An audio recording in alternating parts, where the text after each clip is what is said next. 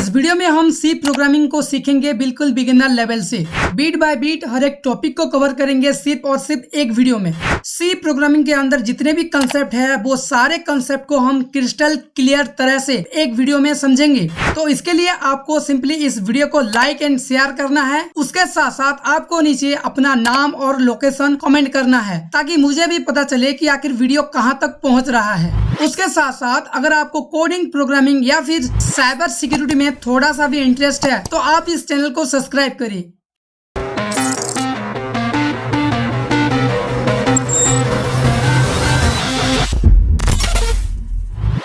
तो सी प्रोग्रामिंग को लिखने के लिए और रन करने के लिए हमें चाहिए एक कोड एडिटर, जिसके लिए हम यूज करेंगे VS कोड एडिटर को, और हमें चाहिए एक कंपाइलर, उसके लिए हम यूज करेंगे GCC कंपाइलर को। तो चलिए देख लेते हैं इनको हम किस तरह से डाउनलोड करेंगे और इंस्टॉल करेंगे। तो इसके लिए आप अपना गूगल क्रोम को ओपन करें एंड सिंपली सर्च बॉक्स पर सर्च करें VS कोड एडिटर डाउनलोड। तो यहाँ पर आप देख सकते हो, यहाँ पर विजुअल स्टूडियो का ऑफिशियल वेबसाइट शो कर रहा है, इसको आप ओपन कर ले। जो यहाँ पर विंडोज लिख के डाउनलोड बटन आ रहा है, यहाँ पर आप क्लिक करके VS कोड को डाउनलोड कर सकते हैं। मेरे पास ये ऑलरेडी डाउनलोडेड है तो मैं इस डाउनलोड प्रोसेस को कैंसिल कर देता हूँ, आप इसे डाउनलोड कर लेना।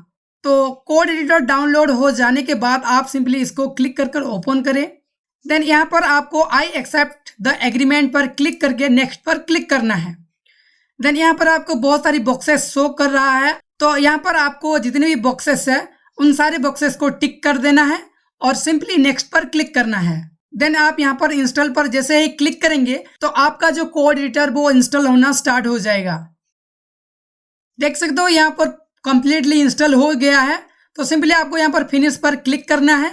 तो फर्स्ट टाइम आपके सामने कुछ इस तरह का इंटरफेस शो करेगा VS कोड का। तो आप यहाँ से कोई भी थीम चूज कर सकते हो, जैसे कि डार्क मोडेम है, डार्क हाई कंट्रास्ट है। तो मैं डार्क हाई कंट्रास्ट को क्लिक करता हूँ और ये थीम को मैं चूज करता हूँ। फर्स्ट टाइम कुछ इस तरह का इंटरफेस आपके सामने शो करेगा। यहाँ पर आप बहुत सारे फोल्डर को ऐड कर सकते हो। तो मैं यहाँ पर सिंपली इसे क्लोज कर देता हूँ। देन सिंपली हम कंपाइलर को डाउनलोड करेंगे। तो उसके लिए आपको क्रोम पर लिखना है MinGW GCC compiler for Windows.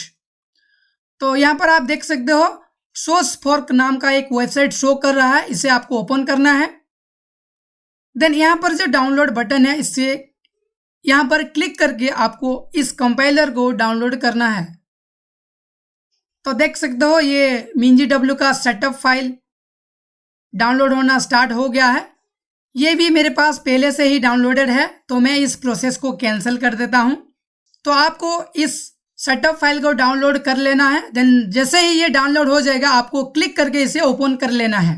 तो जैसे ही ओपन करेंगे तो आपके सामने ये इंटरफेस शो करेगा। यहाँ पर आपको सिंपली इंस्टॉल पर क्लिक करना है। देन आपको कंटिन्यू पर क्लिक करना है। तो ये अपना कुछ सेटअप डाउनलोड करेगा।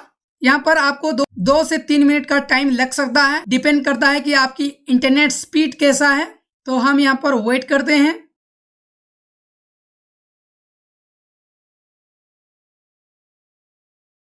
तो यहाँ पर जैसे ही डाउनलोडिंग प्रोसेस कंप्लीट हो जाएगा, यहाँ पर सिंपली आपको कंटिन्यू पर क्लिक करना है।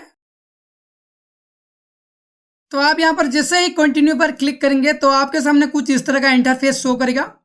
यहाँ पर देख सकते हो बहुत सारी पैकेजेस का लिस्ट यहाँ पर शो कर रहा है। आपको इन सारी पैकेज को टिक करना है, सबको चेक करना है ताकि ये सारे पैकेजेस हमारे सिस्टम के अंदर इंस्टॉल हो जाए। तो मैं एक एक करके इन सारे पैकेजेस को सिलेक्ट कर लेता हूँ। आपको सिंपली राइट क्लिक करना है और मार्क फॉर इंस्टॉलेशन पर क्लिक करना है, तो ये ऑटोमेटिकली सिलेक्ट हो जाएगा। देन उसके बाद आपको इंस्टॉलेशन पर क्लिक करके अप्लाई चेंजेस पर क्लिक करना है। देन अप्लाई पर क्लिक करना है। तो हमने जितने भी यहाँ पर पैकेजेस सिलेक्ट किए हैं वो सारे पैकेजेस ऑटोमेटिकली डाउनलोड होना स्टार्ट हो जाएगा। यहाँ पर आपको दोस्तों थोड़ा टाइम लगेगा, डिपेंड करता है कि आपका इंटरनेट स्पीड कैसा है। यहाँ पर आपको 5 से 10 मिनट का टाइम लग सकता है, आप वेट कीजिए।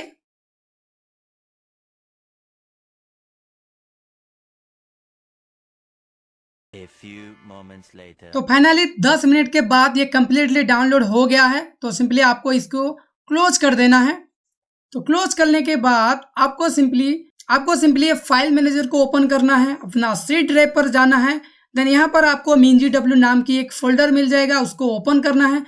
देन सिंपली यहाँ पर bin नाम की एक फोल्डर मिल जाएगा, इसको ओपन करना है और इस एंटायर पाथ को आपको कॉपी कर लेना है।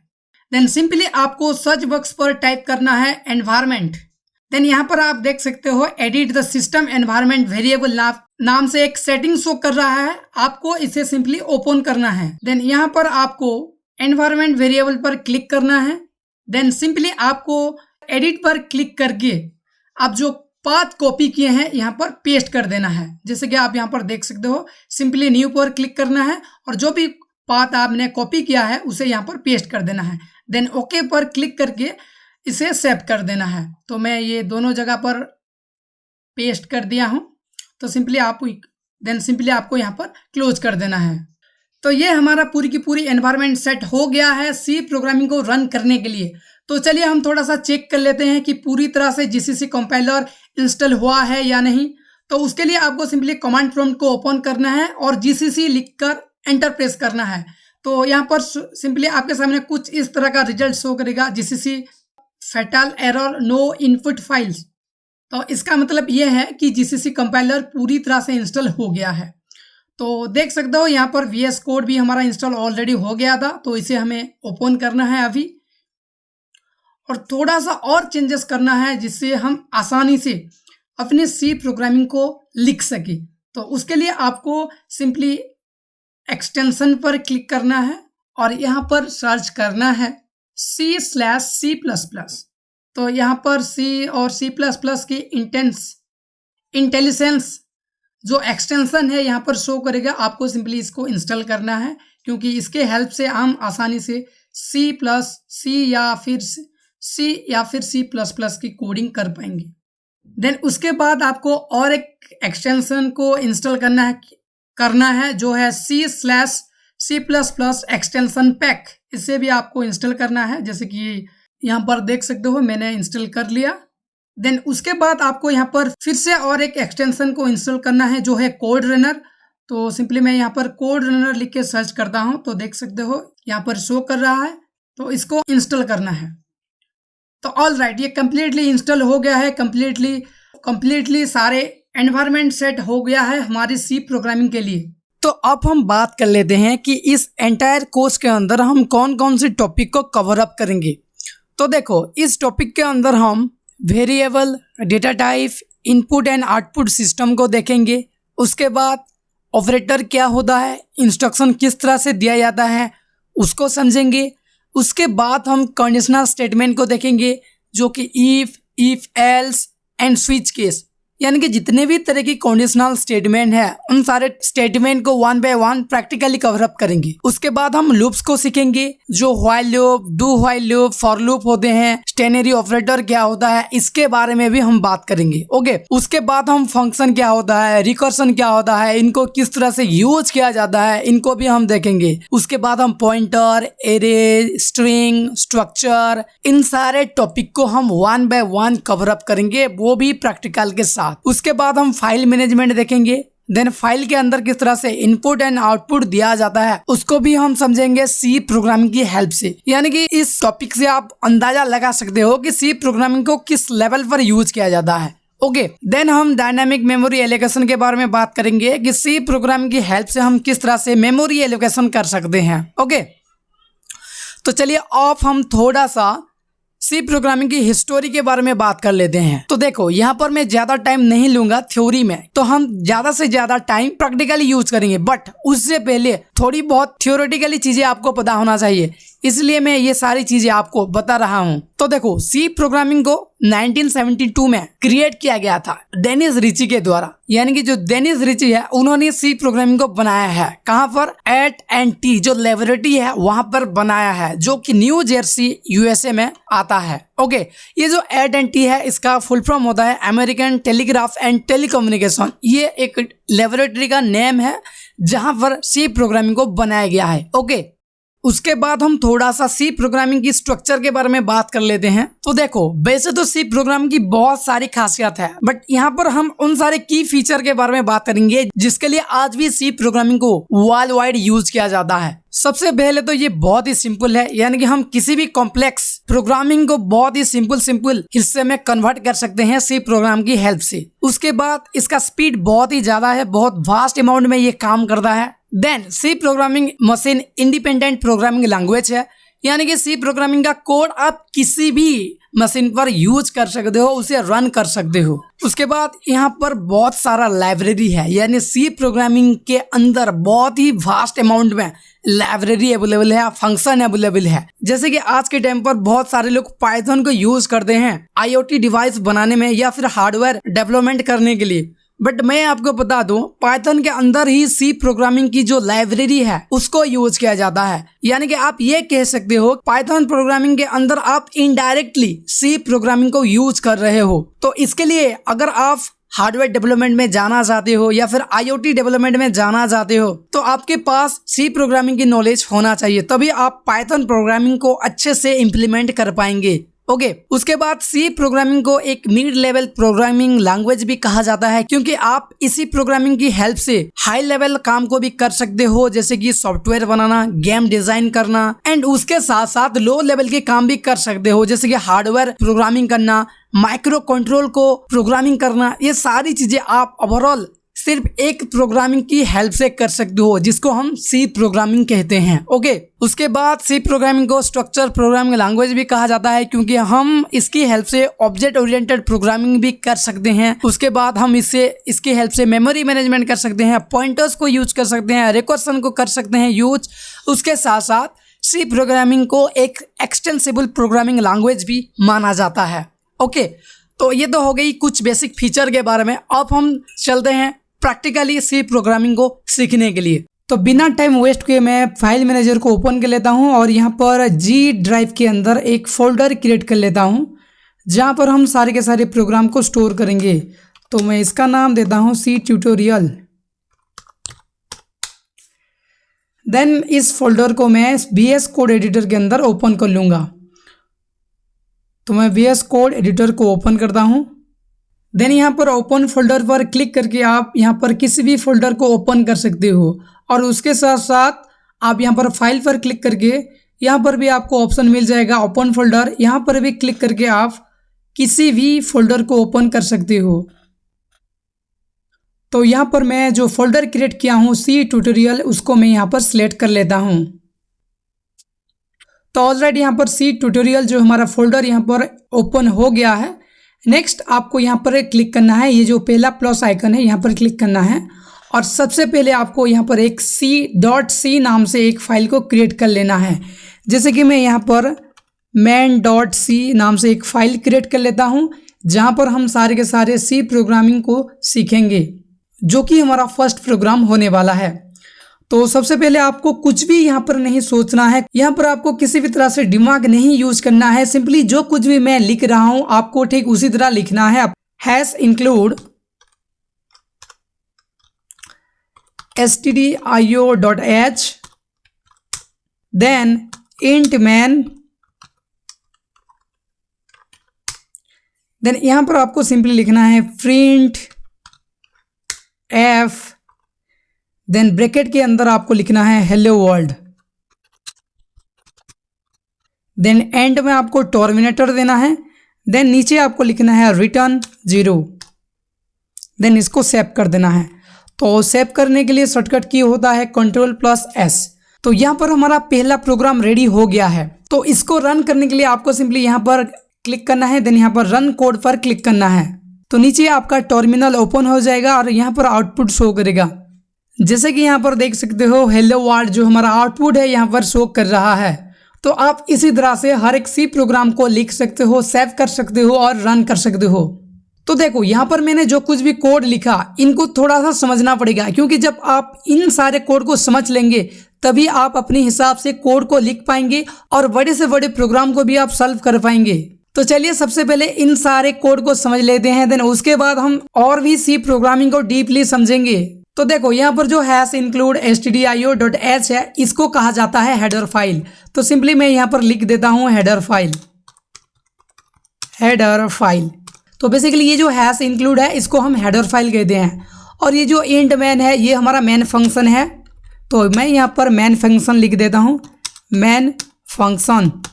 ओके, देन ये जो प्रिंट एफ हेलो वर्ड है ये है ना, ये हमारा स्टेटमेंट है जिसको हमने प्रिंट किया है। जैसे कि यहाँ पर हमने हेलो वर्ड लिखा है तो यहाँ पर आउटपुट पर हेलो वर्ड शो कर रहा है। तो मैं यहाँ पर लिख देता हूँ स्टेटमेंट। एंड नीचे जो रिटर्न 0 है ये हमारा डिफॉल्ट स्टेटमेंट है, यानी कि इसको हमें हर एक प्रोग्राम पर लिखना पड़ेगा। तो मैं यहाँ पर लिख देता हूँ डिफॉल्ट,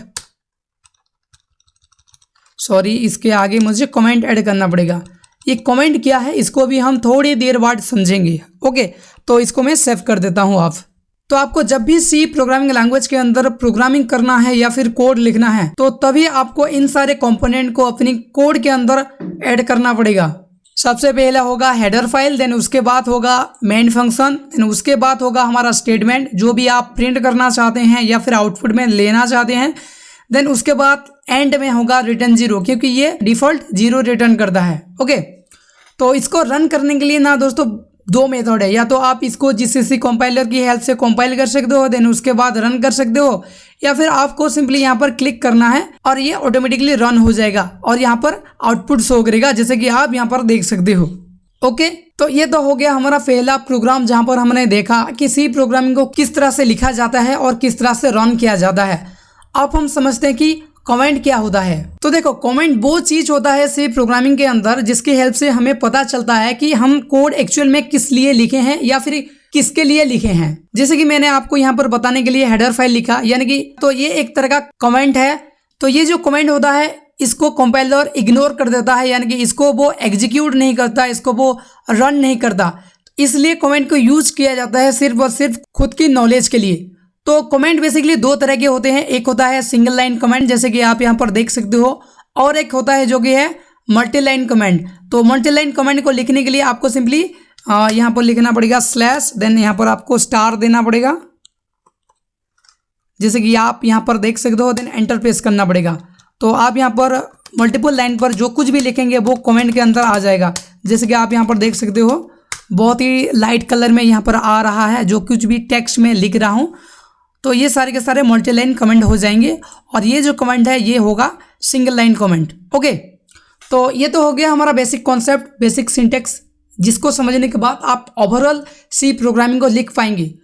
तो चलिए उसके बाद हम देख लेते हैं कि वेरिएबल एंड डेटा टाइप क्या होता है। तो उसके लिए मैं और एक फाइल क्रिएट कर लेता हूँ। तो मैं यहाँ पर उसका नाम देता हूँ, मैं इसको prg2.c नाम से सेव कर देता हूँ। सॉरी, ये तो गलत नाम हो गया है, इसको हम रीनेम कर देते हैं। तो इसको मैं देता हूँ prg2.c। ओके, तो इसको मैं सेव कर देता हूँ। पहले तो मैं यहाँ पर सिंटेक्स को लिख लेता हूँ, जैसे कि हैश इंक्लूड, देन ब्रैकेट के अंदर stdio.h, देन मैं अपना मेन फंक्शन को यहाँ पर इंसर्ट कर देता हूँ।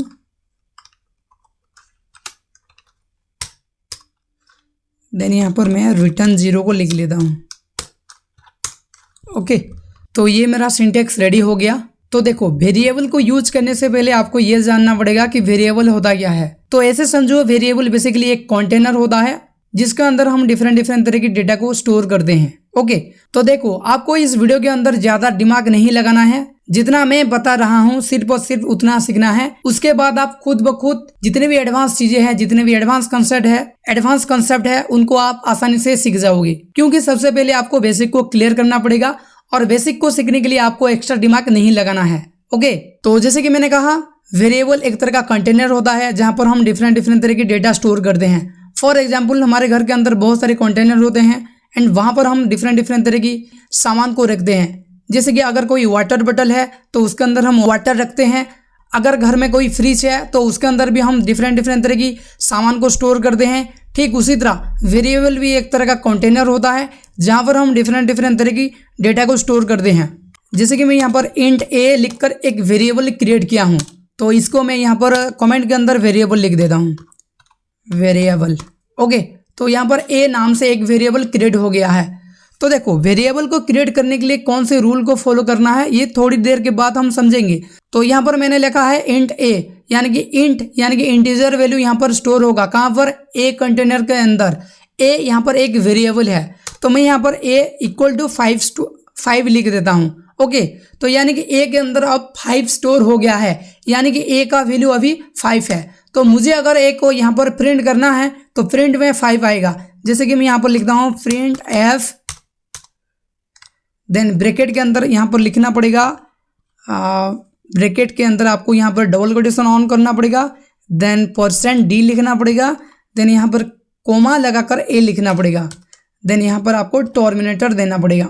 तो देखो यहाँ पर आपको एक चीज़ समझना पड़ेगा, जब हम पहले प्रोग्राम में टेक्स्ट को प्रिंट किए, जैसे कि यहाँ पर है हेलो वर्ल्ड, ये बेसिकली एक टेक्स्ट है जिसको हम स्ट्रिंग भी कहते हैं। ओके, तो इस टेक्स्ट को प्रिंट करने के लिए यहाँ पर किसी भी तरह का स्पेसिफायर का रिक्वायरमेंट नहीं होता है, हम डायरेक्टली किसी भी टेक्स्ट को प्रिंट कर सकते हैं। बट अगर हमें किसी भी तरह का वेरिएबल को प्रिंट करना है, जैसे कि यहाँ पर ए, इसको अगर हमें प्रिंट करना है तो ये जिस टाइप का वेरिएबल है उस टाइप का हमें फॉर्मेट स्पेसिफायर ऐड करना पड़ता है।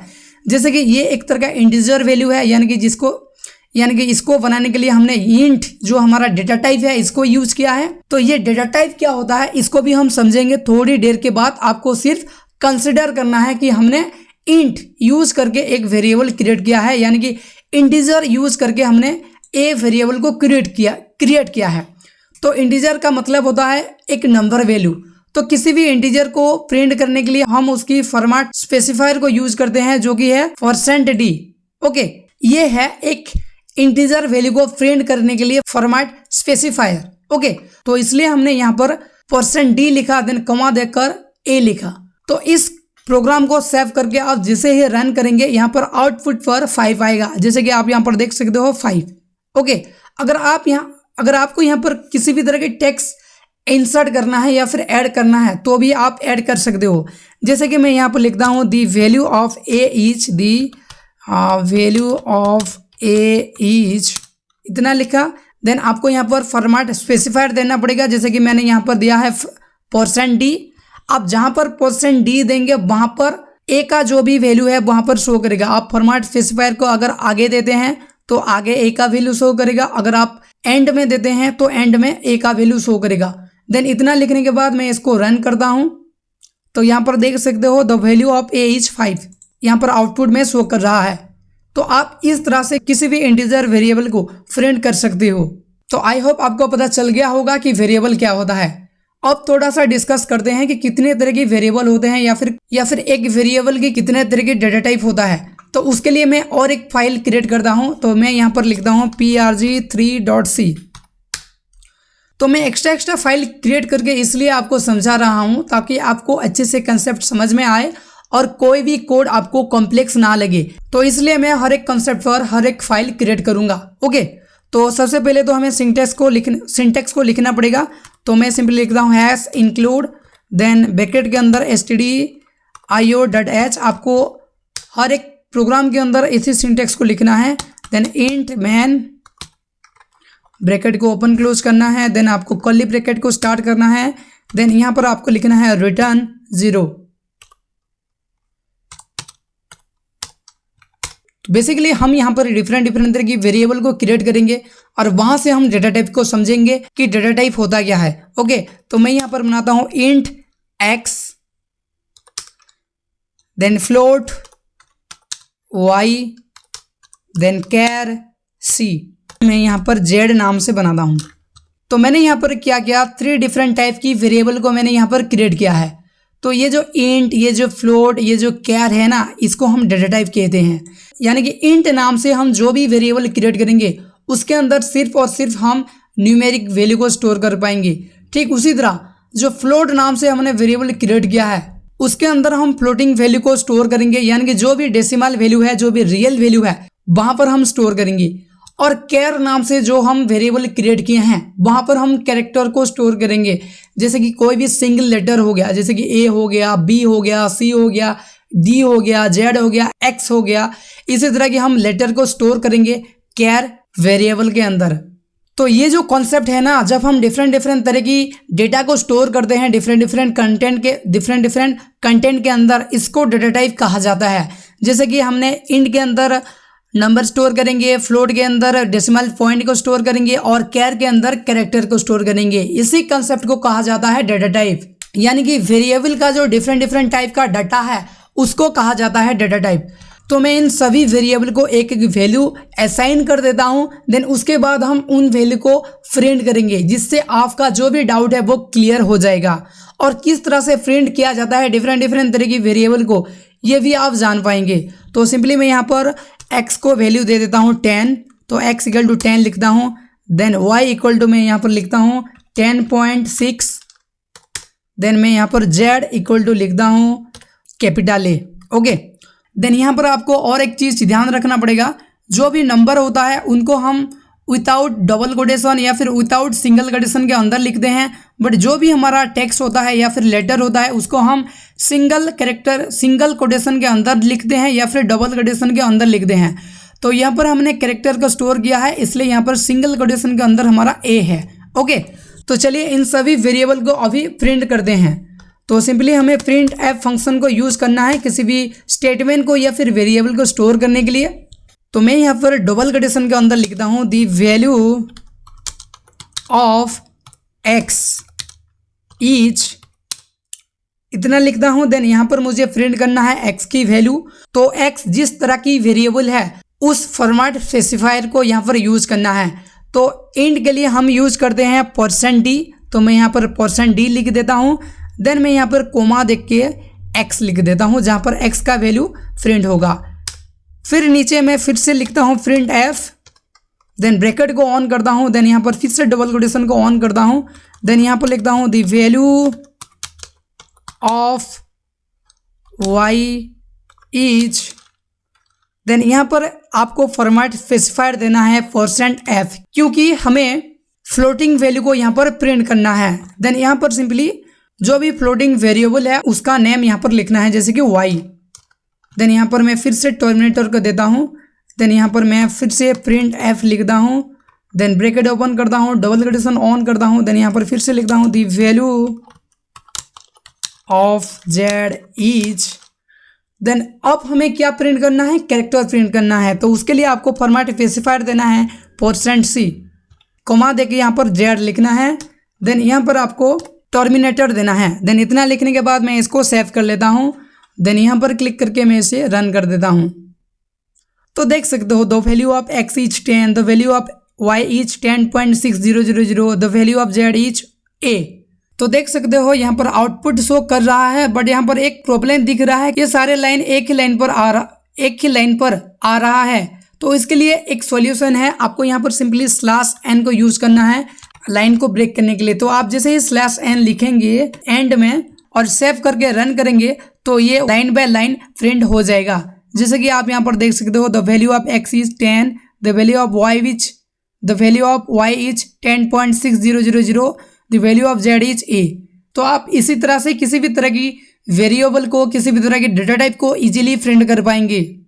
तो देखो यहाँ पर किसी भी वेरिएबल को क्रिएट करने के लिए एक पर्टिकुलर रूल होता है, जिस रूल को फॉलो करके हम वेरिएबल को क्रिएट करेंगे। आप अपने हिसाब से किसी भी तरह की वेरिएबल को क्रिएट नहीं कर पाएंगे। जिसके लिए यहाँ पर मैं आपको एक एग्जांपल देता हूँ। अगर आपको किसी भी इंटीजर टाइप का वेरिएबल क्रिएट करना है तो आप क्या करेंगे, सिंपली इंट लिखेंगे और जिस नाम से आपको वेरिएबल क्रिएट करना है वो नाम लिखेंगे। जैसे कि मैं यहाँ पर लिखता हूँ a, तो यहाँ पर a नाम से एक वेरिएबल क्रिएट हो गया। बट अगर आप इंट 9 लिखकर यहाँ पर वेरिएबल को क्रिएट करेंगे तो यहाँ पर 9 नाम से कोई भी वेरिएबल क्रिएट नहीं होगा, क्योंकि वेरिएबल क्रिएट करने के लिए सी प्रोग्रामिंग के अंदर एक प्रॉपर प्रोटोकॉल होता है, एक प्रॉपर रूल्स होता है जो आपको पता होना चाहिए। जैसे कि अगर आपको किसी भी तरह की वेरिएबल क्रिएट करना है तो उसका पहला लेटर या तो अल्फाबेट होगा या फिर अंडरस्कोर होगा। यानी कि आप यहाँ पर लिख सकते हो ABC, यानी कि इसका जो पहला लेटर है A है, यानी कि एक अल्फाबेट है, या फिर आप यहाँ पर अंडरस्कोर लगाकर भी एक वेरिएबल क्रिएट कर सकते हो। जैसे कि यहाँ पर कोई भी एरर नहीं आया, बट मैं यहाँ पर जैसे ही इसको इरेज करके 9 लिखता हूँ तो यहाँ पर देख सकते हो एरर यहाँ पर शो करेगा। यहाँ पर देख सकते हो यहाँ पर एरर शो कर रहा है, नीचे एक रेड कलर का लाइन शो कर रहा है। यानी कि आप कोई भी ऐसा वेरिएबल क्रिएट नहीं कर सकती है जिसका पहला अल्फ़ाबेट या फिर पहला जो कैरेक्टर है वो किसी भी तरह का नंबर हो या फिर किसी भी तरह का सिंबल हो। ओके, ठीक उसी तरह और एक रूल होता है, आप एक वेरिएबल के अंदर, जैसे कि मैं यहाँ पर लिखता हूँ इंट ABC9, आप किसी भी वेरिएबल के अंदर अगर पहला लेटर या फिर पहला डिजिट अल्फ़ाबेट है देन उसके बाद आप किसी भी तरह की सिंबल को भी यूज़ कर सकते हो या फिर किसी भी तरह के नंबर को भी यूज़ कर सकते हो। जैसे कि मैंने यहाँ पर क्रिएट किया ABC9, तो यहाँ पर ये क्रिएट हो गया और यहाँ पर कोई भी एरर नहीं शो कर रहा है। ओके, तो आप इस रूल को फॉलो करके एक प्रॉपर वेरिएबल क्रिएट कर सकते हो। ठीक उसी तरह और एक रूल होता है जहाँ पर आप वेरिएबल के अंदर स्पेस यानी कि जो व्हाइट स्पेस है उसको यूज नहीं कर सकती। जैसे कि इंट AB लिखा देन स्पेस दिया देन CD लिखा और ये किया, तो ये यहाँ पर एक वेरिएबल क्रिएट नहीं हुआ। जैसे कि आप यहाँ पर देख सकते हो यहाँ पर एरर शो कर रहा है, यानी कि ये वेरिएबल क्रिएट नहीं हुआ। यानी कि आप एक वेरिएबल के अंदर स्पेस को ऐड नहीं कर सकते। जैसे कि मैं यहाँ पर जैसे ही स्पेस को यहाँ पर डिलीट कर देता हूँ तो देख सकते हो ये एक प्रॉपर वेरिएबल बन गया है और यहाँ पर कोई भी एरर नहीं शो कर रहा है। देन उसके बाद और एक रूल होता है कि आप कोई भी रिजर्व वर्ड को या फिर कोई भी कीवर्ड को एज ए वेरिएबल नहीं क्रिएट कर सकती। जैसे कि इंट मैन, तो मैन एक तरह का कीवर्ड है जो कि सी प्रोग्रामिंग के अंदर ऑलरेडी एग्जिस्ट कर रहा है। जैसे कि यहाँ पर मैन फंक्शन है, तो आप इस मैन नाम से कोई भी वेरिएबल क्रिएट नहीं कर सकते क्योंकि यहाँ पर ऑलरेडी ये जो कीवर्ड है, ये जो वर्ड है वो रिजर्व हो गया है सी प्रोग्रामिंग की लाइब्रेरी के अंदर। ओके, तो आपको इसी फोर्थ रूल्स को फॉलो करना है वेरिएबल क्रिएट करते समय। तो आपको पता लग गया होगा कि आपको कौन कौन सी प्रोटोकॉल्स, कौन कौन सी रूल्स को फॉलो करके वेरिएबल क्रिएट करना है। देन उसके बाद हम समझते हैं कि वेरिएबल डिक्लेरेशन क्या होता है, वेरिएबल इनिशियलाइजेशन क्या होता है। तो उसके लिए मैं और एक फाइल क्रिएट करता हूं जो कि है prg4.c। देन यहाँ पर भी हम अपना सिंटेक्स को रेडी कर लेते हैं, हैश इंक्लूड, देन ब्रैकेट के अंदर हम stdio.h लिखते हैं। देन इंट मैन को मैं यहाँ पर ओपन कर लेता हूँ। देन यहाँ पर रिटर्न 0 लिख लेता हूँ। तो यहाँ पर हम समझेंगे कि वेरिएबल डिक्लेरेशन किस तरह से किया जाता है और वेरिएबल इनिशियलाइजेशन किस तरह से किया जाता है। तो देखो, जब आप किसी भी तरह का वेरिएबल क्रिएट करते हैं उसको वेरिएबल डिक्लेरेशन कहा जाता है। जैसे कि इंट a लिखा और मैंने यहाँ पर एक वेरिएबल क्रिएट कर लिया तो इसको कहा जाता है वेरिएबल डिक्लेरेशन। तो मैं यहाँ पर लिख देता हूँ वेरिएबल डिक्लेरेशन। ओके, देन आप जब इस वेरिएबल को एक वैल्यू असाइन करते हैं उसको कहा जाता है वेरिएबल इनिशियलाइजेशन। जैसे कि मैं यहाँ पर लिखता हूँ a = 10, तो ये हो गया वेरिएबल इनिशियलाइजेशन। ओके, तो ये दोनों जो स्टेप है इसको हम एक स्टेप पर भी कंप्लीट कर सकते हैं। जैसे कि मैं यहाँ पर लिखता हूँ इंट x = 20, तो यहाँ पर हमने एक स्टेप पर ही वेरिएबल डिक्लेयर किया और वेरिएबल को इनिशियलाइज किया। तो आप इनमें से किसी भी मेथड को यूज कर सकते हो एक वेरिएबल क्रिएट करने के लिए और वहाँ पर वैल्यू को स्टोर करने के लिए। ओके, तो चलिए अब हम नेक्स्ट टॉपिक को समझते हैं जो कि हम किस तरह से इनपुट लेंगे सी प्रोग्रामिंग के अंदर और किस तरह से आउटपुट शो करेंगे सी प्रोग्रामिंग के अंदर। ओके, तो उसके लिए मैं और एक फाइल क्रिएट करता हूँ जो कि है prg5.c। तो यहाँ पर भी सबसे पहले हम अपना सिंटेक्स को रेडी कर लेते हैं। तो मैं फटाफट से यहाँ पर रेडी कर लेता हूँ सिंटेक्स को। देन मेन फंक्शन को यहाँ पर स्टार्ट कर देता हूँ। देन यहाँ पर मैं रिटर्न 0 लिख लेता हूँ। तो आपको इसी तरह से सिंटेक्स को रेडी कर लेना है जब भी आपको कोड लिखना है। ओके, तो यहाँ पर हम समझेंगे कि किस तरह से हम इनपुट लेंगे और किस तरह से हम आउटपुट प्रोवाइड करेंगे सी प्रोग्रामिंग के अंदर। तो देखो, हमने पहले से ही देखा है कि किस तरह से हम रिजल्ट को शो करते हैं या फिर आउटपुट को शो करते हैं। वो सारी चीज़ें हमने पिछले की प्रोग्राम में देख लिया है। आप जब भी रन करेंगे और जो कुछ भी आपको टर्मिनल पर शो करेगा उसको आउटपुट कहा जाता है और वो हमें एज ए आउटपुट शो करता है। बट यहाँ पर बात आता है कि हम किस तरह से इनपुट लेंगे सी प्रोग्रामिंग के अंदर।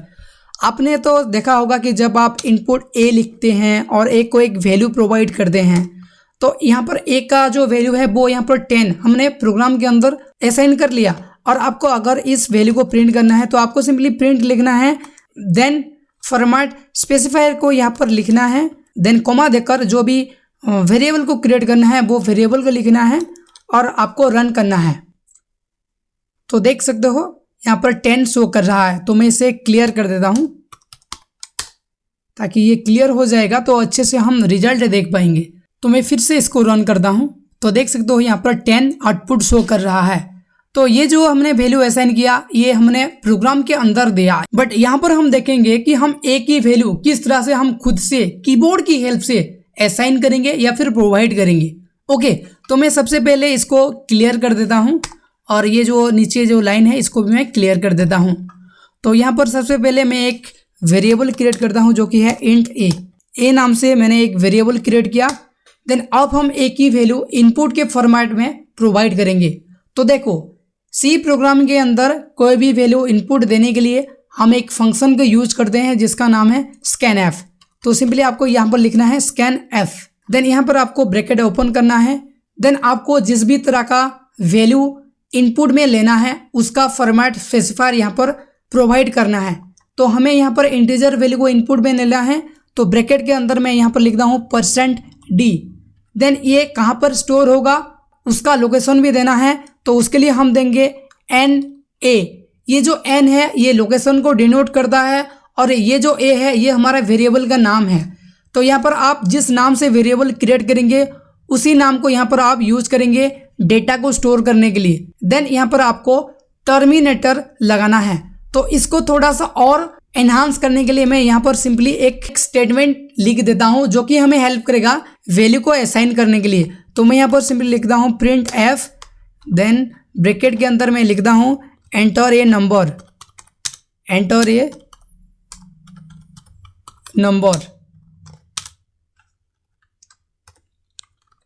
तो जब हम इस प्रोग्राम को रन करेंगे सबसे पहले ये शो करेगा एंटर ए नंबर, देन उसके बाद ये जो हमारा फंक्शन है scanf ये रन होगा। देन यहाँ पर हमें एक नंबर वैल्यू को एंटर करना पड़ेगा और वो नंबर वैल्यू ए नाम से जो वेरिएबल क्रिएट हुआ है वहाँ पर जाकर स्टोर होगा। तो उसको भी हम प्रिंट करेंगे। इसके लिए मैं यहाँ पर लिखता हूँ printf लिखता हूँ और यहाँ पर मैं लिखता हूँ ब्रैकेट डबल, तो यहाँ पर मैं लिखता हूँ डबल कंडीशन के अंदर the value of a is, then यहाँ पर हमें फॉर्मेट स्पेसिफायर को देना होता है, देन कोमा देख के जिस भी वैल्यू को हमें प्रिंट करना होता है उस वेरिएबल का नाम देना पड़ता है। तो मैं यहाँ पर ए लिखता हूँ, देन इसको मैं सेव कर देता हूँ। तो इस प्रोग्राम को रन करने से पहले आपको इस प्रोग्राम को सबसे पहले समझना पड़ेगा कि ये प्रोग्राम किस तरह से काम करेगा।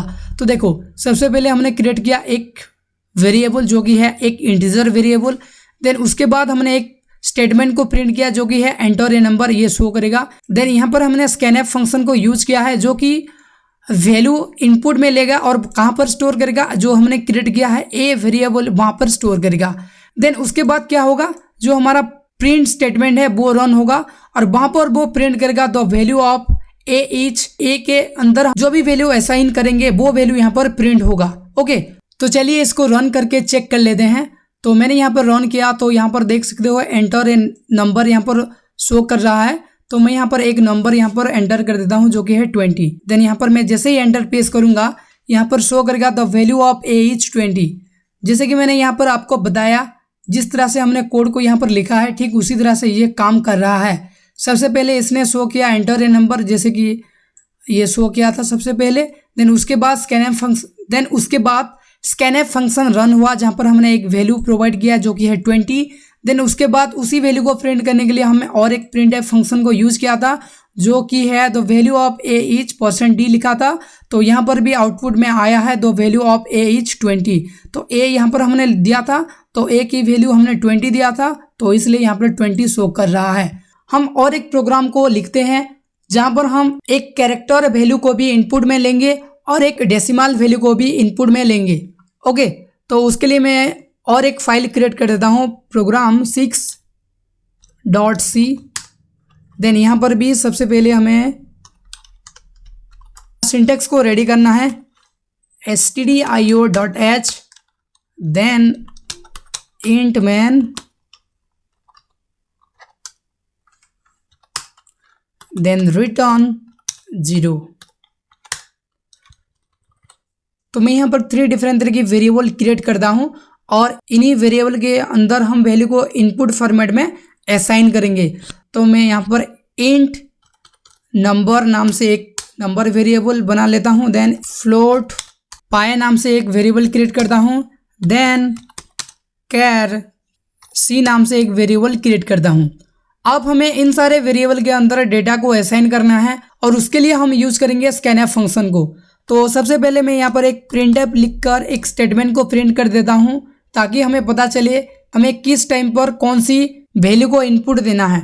तो सबसे पहले हम नंबर वेरिएबल को इनपुट देंगे, तो मैं इसलिए यहाँ पर लिखता हूँ एंटर ए नंबर, देन यहाँ पर मैं ये लिख देता हूँ, देन हमें यहाँ पर स्कैनफ फंक्शन को यूज करना है। तो स्कैनफ में लिखता हूँ, देन फॉर्मेट स्पेसिफायर देता हूँ %d, तो ये डबल कंडीशन के अंदर रहेगा %d, देन कॉमा देने के बाद हमें यहाँ पर एड्रेस असाइन करने के लिए n देना पड़ता है। देन जिस भी वेरिएबल के अंदर आपको स्टोर करना होता है उस वेरिएबल का नाम यहाँ पर लिखना पड़ता है, तो मैं नम लिखता हूँ। देन ठीक उसी तरह हमें फ्लोट वेरिएबल के अंदर भी एक फ्लोटिंग वैल्यू को असाइन करना है, तो उसके लिए भी मैं स्कैनफ फंक्शन को यूज करता हूँ। देन हमें यहाँ पर फॉर्मेट स्पेसिफायर इसका जो %f है, देन यहाँ पर आपको फॉर्मेट स्पेसिफायर %f देना पड़ेगा, देन कॉमा लिखकर हमें यहाँ पर उसका एड्रेस भी देना पड़ेगा। एड्रेस कहाँ पर स्टोर होगा? पाई पर स्टोर होगा। ओके, तो यहाँ पर मैंने और एक स्टेटमेंट को यहाँ पर ऐड करना पड़ेगा ताकि हमें पता चलेगा। तो प्रिंट एफ, तो यहाँ पर मैं लिखता हूँ एंटर ए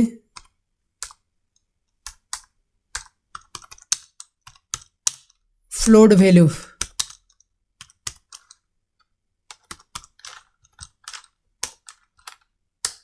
ठीक उसी तरह मैं और एक यहाँ पर स्टेटमेंट लिखता हूँ जो कि हमें बताएगा कि हमें एक कैरेक्टर या फिर एक अल्फ़ाबेट को एंटर करना है। तो मैं यहाँ पर लिखता हूँ एंटर ए अल्फ़ाबेट ओके। तो इसको भी इनपुट देने के लिए हम स्कैनफ फंक्शन को यूज करेंगे, स्कैनफ उसके अंदर फॉर्मेट स्पेसिफायर, तो इसके लिए हम %c को यूज करते हैं। देन यहाँ पर हम एड्रेस भी असाइन कर देते हैं, ये c जो हमारा वेरिएबल है वहाँ पर स्टोर होगा। ओके, तो इनको हम प्रिंट करेंगे ताकि हमें पता चले कि वैल्यू अच्छे से असाइन हो गया है। तो उसके लिए मैं यहाँ पर लिखता हूँ प्रिंट एफ, देन ब्रैकेट के अंदर मैं लिखता हूँ दी वैल्यू ऑफ नॉम ईच, यहाँ पर मैं %d देता हूँ क्योंकि हमें यहाँ पर इंटीजर वैल्यू को दिखाना है। देन यहाँ पर मैं /n को यूज करता हूँ क्योंकि मुझे 1/1 लाइन को 1/1 प्रिंट करना है। देन देखो यहाँ पर मैं आपको एक चीज़ बता दूँ, अगर आपको कोई भी एक लाइन को रिपीटेडली यूज करना है तो यहाँ पर VS कोड के अंदर एक बहुत ही ईजी शॉर्टकट की है। आपको सिंपली Alt+D प्रेस करना है, तो आप जिस लाइन के अंदर होंगे वही लाइन नीचे कॉपी हो जाएगा, जैसे कि आप यहाँ पर देख सकते हो। तो मैं यहाँ पर थोड़ा सा चेंज कर देता हूँ, the value of pi each, तो हमें यहाँ पर फॉर्मेट को भी %f करना पड़ेगा। देन यहाँ पर वेरिएबल का जो नाम है उसको भी चेंज करना पड़ेगा। ओके, देन मैं यहाँ पर फिर से Alt+D करता हूँ, तो हमें यहाँ पर प्रिंट करना है कैरेक्टर को मैं c देता हूँ, देन फॉर्मेट स्पेसिफायर को भी c देता हूँ, देन यहाँ पर मैं कैर लिखता हूँ। ओके, देन इसको मैं सेव करके यहाँ पर क्लिक करता हूँ। तो देख सकते हो यहाँ पर एंटर ए नंबर जो हमारा पहला स्टेटमेंट है वो यहाँ पर रन हो गया है। तो यहाँ पर मैं एक नंबर वैल्यू देता हूँ 65, देन फ्लोटिंग वैल्यू देता हूँ 45.5, देन अल्फ़ाबेट वैल्यू देता हूँ t। तो देख सकते हो यहाँ पर सारे के सारे वैल्यू यहाँ पर शो कर रहा है। तो आप इसी तरह से सी प्रोग्रामिंग के अंदर इनपुट ले सकते हो किसी भी वेरिएबल के लिए, किसी भी तरह की डेटा के लिए। ओके, तो अब तक हमने बात किया वेरिएबल क्या होता है, डेटा टाइप क्या होता है, किस तरह से हम सी प्रोग्रामिंग के अंदर इनपुट देंगे और आउटपुट को हम प्रोवाइड करेंगे। बट अब हम बात करेंगे कि सी प्रोग्रामिंग के अंदर ऑपरेटर क्या होता है। इसको अगर आपने समझ लिया तो आप हर एक तरह की प्रोग्राम को इजीली सॉल्व कर पाएंगे, क्योंकि आप जब भी प्रोग्रामिंग करेंगे तो तभी आपको ऑपरेटर का रिक्वायरमेंट होता है, क्योंकि आप ऑपरेटर की हेल्प से ही जितने भी तरह के कैलकुलेशन है उनको आप सॉल्व करने वाले हो। तो चलिए हम ऑपरेटर क्या होता है उनको समझ लेते हैं। तो उसके लिए भी मैं और एक फाइल क्रिएट करता हूं जो कि है program 7.c। तो सबसे पहले मैं यहाँ पर कंसोल को क्लियर कर देता हूँ। देन यहाँ पर मैं सबसे पहले जो हमारा सिंटेक्स है उसको रेडी कर लेता हूँ, hash include, then angle bracket के अंदर stdio.h, देन यहाँ पर मैं मेन फंक्शन को ओपन कर लेता हूँ, इंट मेन, देन यहाँ पर मैं रिटर्न 0 लिख देता हूँ, रिटर्न 0। ओके, तो हमें यहाँ पर ऑफ सीखना है ऑपरेटर।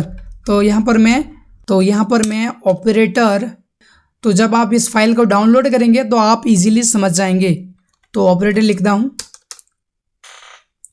तो देखो ऑपरेटर कुछ नहीं होता, बेसिकली ये एक तरह का सिंबल होता है जो कि हमें हेल्प करता है हमारी प्रोग्राम को सक्सेसफुली रन करने के लिए या फिर सक्सेसफुली एग्जीक्यूट करने के लिए। तो देखो बेसिकली सी प्रोग्रामिंग के अंदर 8 डिफरेंट तरह की ऑपरेटर होते हैं, जैसे कि मैं यहाँ पर मल्टीलाइन कमांड को यूज करके आपको बता देता हूँ। जो कि पहला ऑपरेटर है एरिथमेटिक ऑपरेटर, एरिथमेटिक ऑपरेटर। दूसरा ऑपरेटर है रिलेशनल ऑपरेटर, और जो तीसरा ऑपरेटर है shift operator. Then 4th number पर है logical operator, then 5th number पर है bitwise operator, then 6th number पर है टेनरी और conditional operator, then 7th number पर है असाइनमेंट ऑपरेटर, देन एंड में जो 8 नंबर पर है वो है मिसलेनियस ऑपरेटर, जिसको हम मिस लिखते हैं। तो चलिए वन बाय वन इन सारे ऑपरेटर को समझते हैं और देखते हैं कि इनको हम किस तरह से यूज करेंगे। तो सबसे पहले हम समझते हैं कि एरिथमेटिक ऑपरेटर क्या होता है। तो देखो बेसिकली एरिथमेटिक ऑपरेटर के अंदर जितने भी तरह के एरिथमेटिक ऑपरेशन होता है वो परफॉर्म किया जाता है। जैसे कि मैं यहाँ पर ब्रैकेट पर लिखता हूँ प्लस, माइनस, मल्टीप्लिकेशन, डिवीजन, जो भी हमारा मॉड्यूलस, रिमाइंडर, ये सारे के सारे एरिथमेटिक ऑपरेटर होते हैं। और ठीक उसी तरह रिलेशनल ऑपरेटर जो होते हैं वो हैं इक्वल टू, यानी कि हमें अगर चेक करना है दो वेरिएबल या फिर दो वैल्यू सेम है या फिर नहीं, वो होता है रिलेशनल ऑपरेटर। देन उसके साथ साथ greater than equal to, then less than equal to, then greater than less than, ये सारे के सारे रिलेशनल ऑपरेटर होते हैं। ठीक उसी तरह लॉजिकल ऑपरेटर के अंदर एंड ऑपरेटर होता है और ऑपरेटर होता है। जो एंड और होता है ना उसको लॉजिकल ऑपरेटर कहा जाता है। देन बिट वाइज ऑपरेटर को इतना आपको बिगिनर लेवल से नहीं समझना है, क्योंकि इसका यूज एज ए बिगिनर नहीं होता है। देन उसके बाद हम सीधे समझते हैं कि असाइनमेंट ऑपरेटर क्या होता है। तो असाइनमेंट ऑपरेटर के अंदर इक्वल टू होता है, देन उसके बाद प्लस और इक्वल टू होता है, देन उसके बाद माइनस और इक्वल टू होता है। तो इन सारे ऑपरेटर को किस तरह से यूज किया जाता है चलिए उसको समझते हैं। तो इसको समझने के लिए मैं और एक प्रोग्राम क्रिएट करता हूं और वहां पर आपको प्रैक्टिकली एक प्रॉब्लम को सॉल्व करके आपको दिखाता हूं। तो मैं यहां पर सिंपली सिंटेक्स को लिख लेता हूं।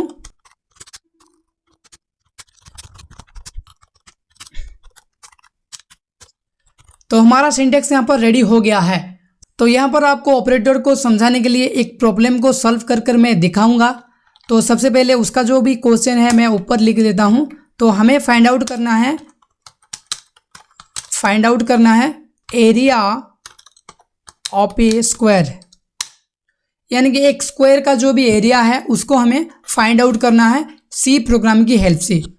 तो वहाँ पर हम देखेंगे कि आखिर ऑपरेटर को किस तरह से यूज किया जाता है। तो मैंने ऊपर कमेंट की हेल्प से क्वेश्चन को लिख दिया है। तो मैं नीचे जाता हूं। तो यहाँ पर स्क्वायर का जो भी एक साइड का वैल्यू है वो यहाँ पर प्रोवाइड किया गया है। तो ये ऊपर मैं लिख देता हूं, ब्रैकेट के अंदर लिखता हूं a इक्वल टू 10।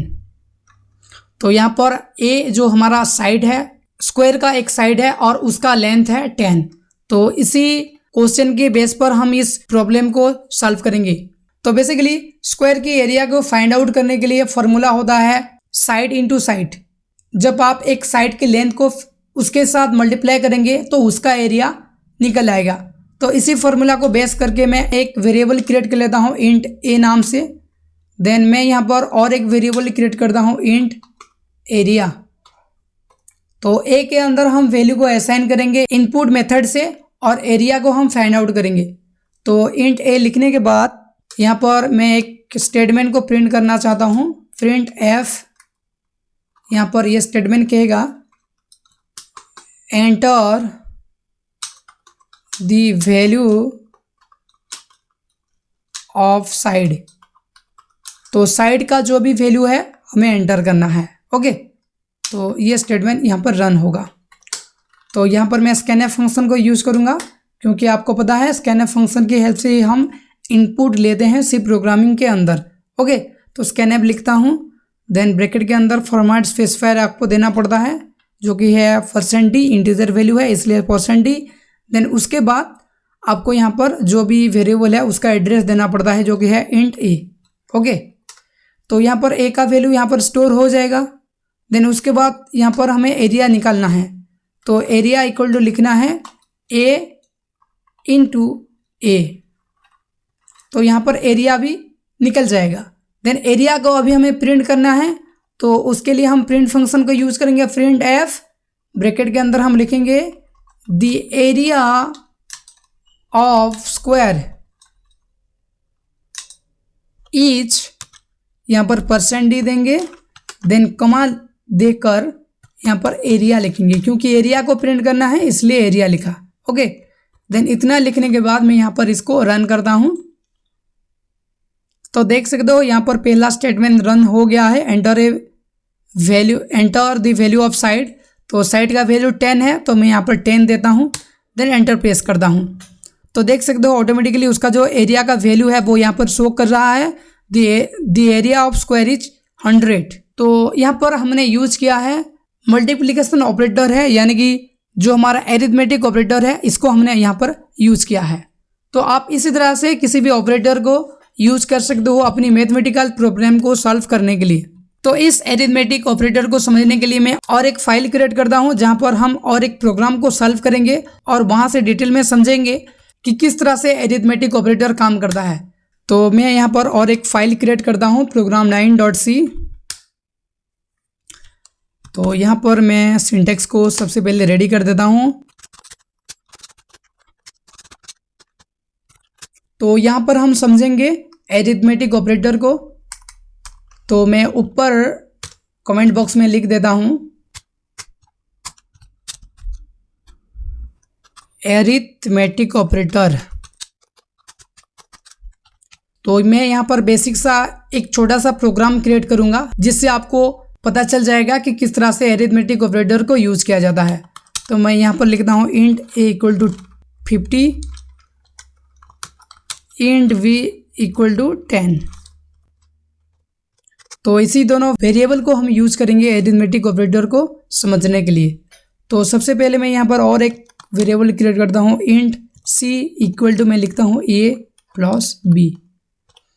तो c वेरिएबल के अंदर क्या स्टोर होगा, ये a प्लस बी, यानी कि a और b का जो भी एडिशनल वैल्यू होगा, जो भी एडिशन वैल्यू होगा वो c के अंदर स्टोर होगा। ठीक उसी तरह इंट d नाम से एक वेरिएबल क्रिएट करता हूँ और वहाँ पर स्टोर होगा a माइनस बी, यानी कि a और b के बीच जो भी सब्सट्रैक्शन वैल्यू निकलेगा वो स्टोर होगा।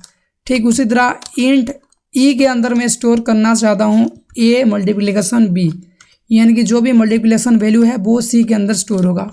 ठीक उसी तरह इंट f, जहाँ पर मैं डिवीजन वैल्यू स्टोर करना चाहता हूँ तो मैं यहाँ पर देता हूँ a बाय b। ओके, तो यहाँ पर हमने सारे वैल्यू को यहाँ पर कलेक्ट कर लिया है। अब हमें इन वैल्यू को प्रिंट करना है।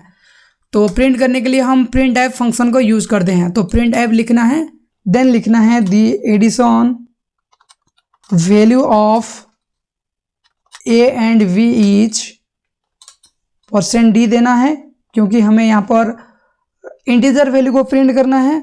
देन कॉमा देकर जिस भी वेरिएबल को प्रिंट करना है उसका नाम लिखना है, जैसे कि हमें सी को प्रिंट करना है क्योंकि सी वेरिएबल के अंदर हमने एडिशन वैल्यू को स्टोर किया है। तो ठीक उसी तरह हमें सब्ट्रैक्शन वैल्यू को भी स्टोर करना है, तो मैं इसे कॉपी कर लेता हूँ।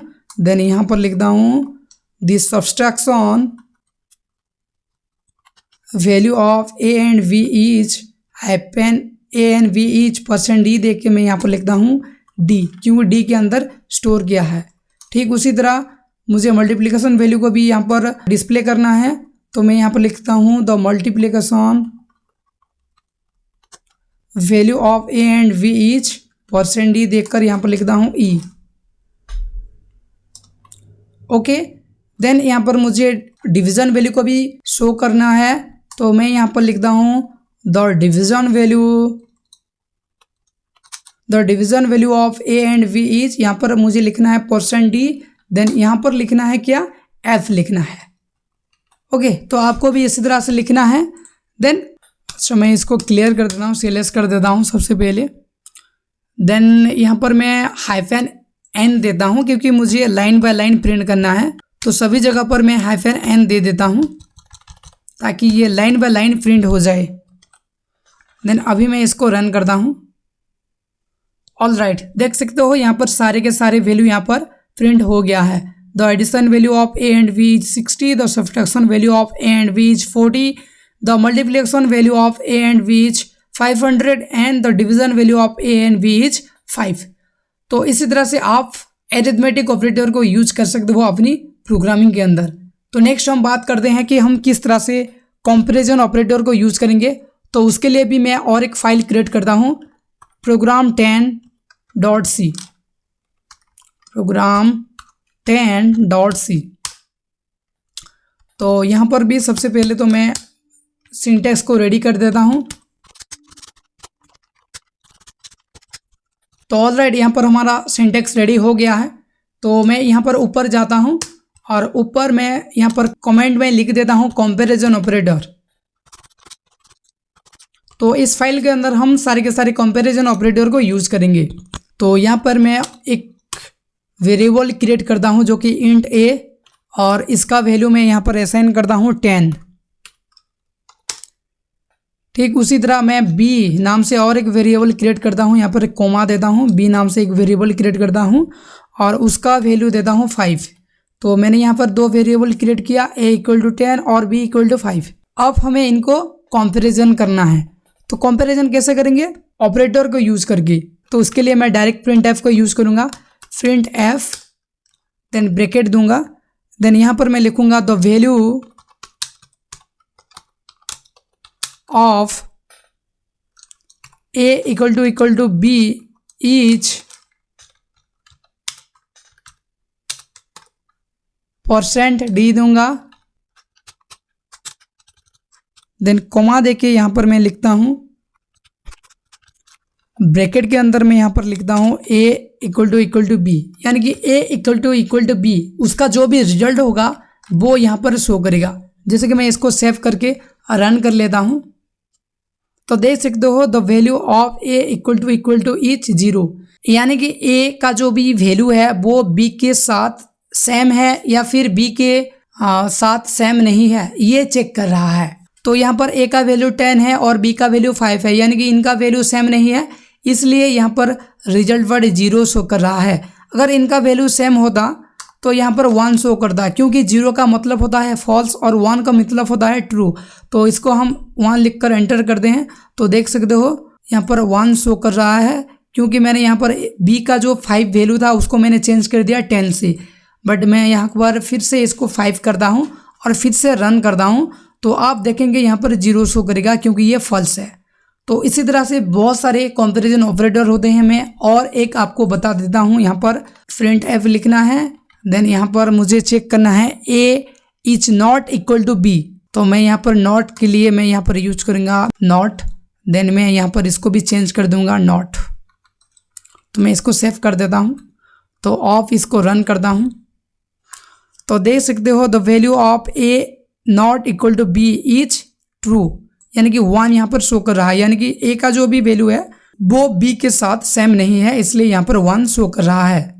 ओके इसी तरह बहुत सारा ऑपरेटर है, आप वन बाय वन हर एक कंपैरिजन ऑपरेटर को यूज कीजिए। जितने भी ऑपरेटर मैंने बताया है आप गूगल पर जाओ, सर्च करो जितने भी तरह की कंपैरिजन ऑपरेटर है और उन सभी को आप ट्राई करो अपनी कोड एडिटर के अंदर, जिससे कि आप जान पाएंगे कि एक्चुअली में कंपैरिजन ऑपरेटर को किस तरह से यूज किया जाता है। तो नेक्स्ट हम थोड़ा सा लॉजिकल ऑपरेटर के बारे में बात कर लेते हैं कि आखिर लॉजिकल ऑपरेटर किस तरह से काम करता है। तो उसके लिए भी मैं और एक प्रोग्राम क्रिएट कर लेता हूं, प्रोग्राम 11.c, जहां पर हम लॉजिकल ऑपरेटर को यूज करेंगे। तो सबसे पहले यहां पर भी मैं अपना सिंटेक्स को रेडी कर लेता हूं, hash include stdio.h, then main function जो कि है int main, then return 0। Then ऊपर जाता हूं और यहां पर मैं कमेंट में लिख देता हूं लॉजिकल ऑपरेटर। तो यहां पर भी मैं दो वेरिएबल को क्रिएट कर लेता हूं, int a equal to 40, then b equal to 10। तो इनको भी हम लॉजिकल ऑपरेटर की हेल्प से यूज करेंगे। तो सबसे पहले तो हम चेक करते हैं कि a ग्रेटर देन b है या फिर a लेस देन b है। तो उसके लिए मैं डायरेक्ट यूज करूंगा printf फंक्शन को। देन यहाँ पर लिखूंगा द वैल्यू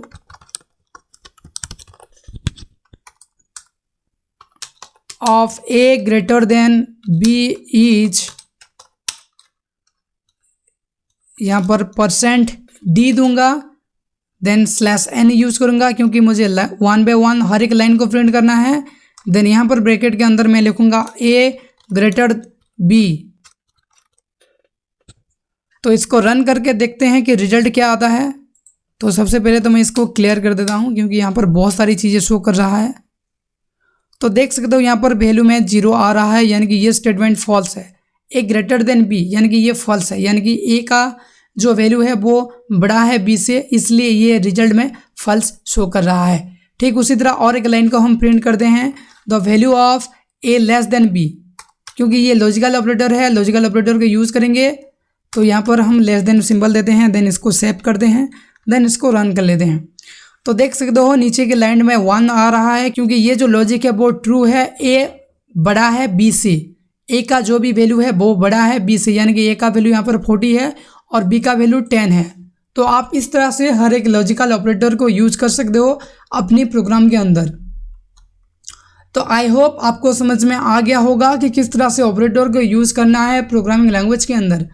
आप इस कॉन्सेप्ट को ना हर एक प्रोग्रामिंग लैंग्वेज के अंदर यूज़ कर सकते हो। सी के अलावा जितने भी प्रोग्रामिंग लैंग्वेज है ना, उन सभी लैंग्वेज के अंदर आप इन सारे ऑपरेटर को इस कॉन्सेप्ट की हेल्प से यूज़ कर सकते हो। तो यहाँ पर मैं कंडीशनल स्टेटमेंट को डिस्कस करने से पहले आपको और एक छोटा सा टॉपिक के बारे में बताना चाहूँगा, जो कि है टाइप कास्टिंग। टाइप कास्टिंग दोस्तों बहुत ही इंपॉर्टेंट टॉपिक है। तो उसके लिए हम और एक प्रोग्राम क्रिएट कर लेते हैं, प्रोग्राम 2elf.c, जहाँ पर हम टाइप कास्टिंग करेंगे। तो कमेंट के अंदर हम लिखते हैं टाइप कास्टिंग। देन उसके बाद हम अपनी सिंटेक्स को रेडी कर लेंगे, हैश इंक्लूड ब्रैकेट के अंदर stdio.h, देन हमारा मेन फंक्शन को यहाँ पर ओपन कर लेंगे, देन उसके नीचे हम लिखेंगे रिटर्न 0। तो यहाँ पर हम टाइप कास्टिंग को सीखेंगे। तो मैं यहाँ पर लिखता हूँ इंट x नाम से एक वेरिएबल क्रिएट कर लेता हूँ, देन इंट y नाम से भी एक वेरिएबल क्रिएट कर लेता हूँ, देन और एक मैं फ्लोट डेटा टाइप को लेकर z नाम से एक वेरिएबल क्रिएट कर लेता हूँ। देन यहाँ पर मैं x का जो वैल्यू है वो 5 असाइन करता हूँ और y का जो वैल्यू है वो मैं 2 असाइन करता हूँ, और z के अंदर मैं इन दोनों का जो भी डिवीजन वैल्यू है उसको मैं स्टोर करना चाहता हूँ। तो इसलिए मैं यहाँ पर z equal to x by b करता हूँ और z को प्रिंट करता हूँ, प्रिंट f। तो z एक फ्लोटिंग वैल्यू है, तो ब्रैकेट के अंदर हमें %f देना पड़ेगा, देन हमें z को प्रिंट करना पड़ेगा। तो इसी तरह से आपको हर एक प्रोग्राम के अंदर फॉर्मेट स्पेसिफायर को ऐड करना पड़ेगा। तो इसको मैं सेव करके रन करता हूँ और रिजल्ट क्या आता है ये आपको दिखाता हूँ। तो देख सकते हो रिजल्ट के अंदर यहाँ पर 2 शो कर रहा है, बट एक्चुअल में x बाय y का जो एक्चुअल वैल्यू होता है वो होता है 2.5, क्योंकि हम जब 5 को 2 से डिवाइड करेंगे तो तभी 2.5 आता है एक्चुअल रिजल्ट। तो यहाँ पर 2 सिर्फ शो कर रहा है, क्योंकि हमने यहाँ पर z को तो as a float value consider किया है, बट ये जो x एंड y है ये अभी भी इंटीजर वैल्यू है, इसलिए यहाँ पर सिर्फ इंटीजर पॉइंट शो कर रहा है, ना कि फ्लोटिंग पॉइंट। तो अभी हमें प्रॉपर फ्लोटिंग पॉइंट को डिस्प्ले कराने के लिए हमें यहाँ पर टाइप कास्टिंग का यूज करना पड़ेगा। तो जैसे कि मैं यहाँ पर x बाय b के सामने फ्लोट लिख देता हूँ, तो यहाँ पर हमारा टाइप कास्टिंग हो गया है। यहाँ पर जो x बाय b यानी कि ये जो डिवीजन का जो भी वैल्यू आएगा वो अभी फ्लोटिंग पॉइंट के अंदर आएगा और वही फ्लोटिंग वैल्यू यहाँ पर z के अंदर स्टोर हो जाएगा। तो यहाँ पर हम जैसे इस प्रोग्राम को रन करेंगे तो यहाँ पर एक्चुअल वैल्यू यहाँ पर शो करेगा। मैं फिर से रन करता हूँ, हाँ थोड़ा सा मैं इसको क्लियर कर देता हूँ, CLS कर देता हूँ, देन यहाँ पर फिर से मैं इसको रन करता हूँ। तो देख सकते हो यहाँ पर जो एक्चुअल वैल्यू है वो यहाँ पर शो कर रहा है 2.50000, ये है एक्चुअल डिवीजन वैल्यू। तो आप इस तरह से टाइप कास्टिंग को यूज कर सकते हो किसी भी वेरिएबल की डेटा टाइप को चेंज करने के लिए। ओके, तो अब हम बात करते हैं कंडीशनल स्टेटमेंट के बारे में। तो उसके लिए मैं और एक फाइल क्रिएट करता हूँ, प्रोग्राम 13.c। तो यहाँ पर हम डिस्कस करेंगे कंडीशनल स्टेटमेंट के बारे में। तो मैं लिख देता हूँ कंडीशनल स्टेटमेंट। तो देखो बेसिकली कंडीशनल स्टेटमेंट 4 तरह के होते हैं, जो कि है इफ पहला, दूसरा है इफ एल्स और तीसरा है एल्स इफ लीडर।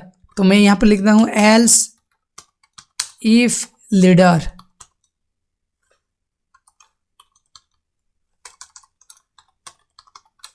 और चौथा है हमारा स्विच केस।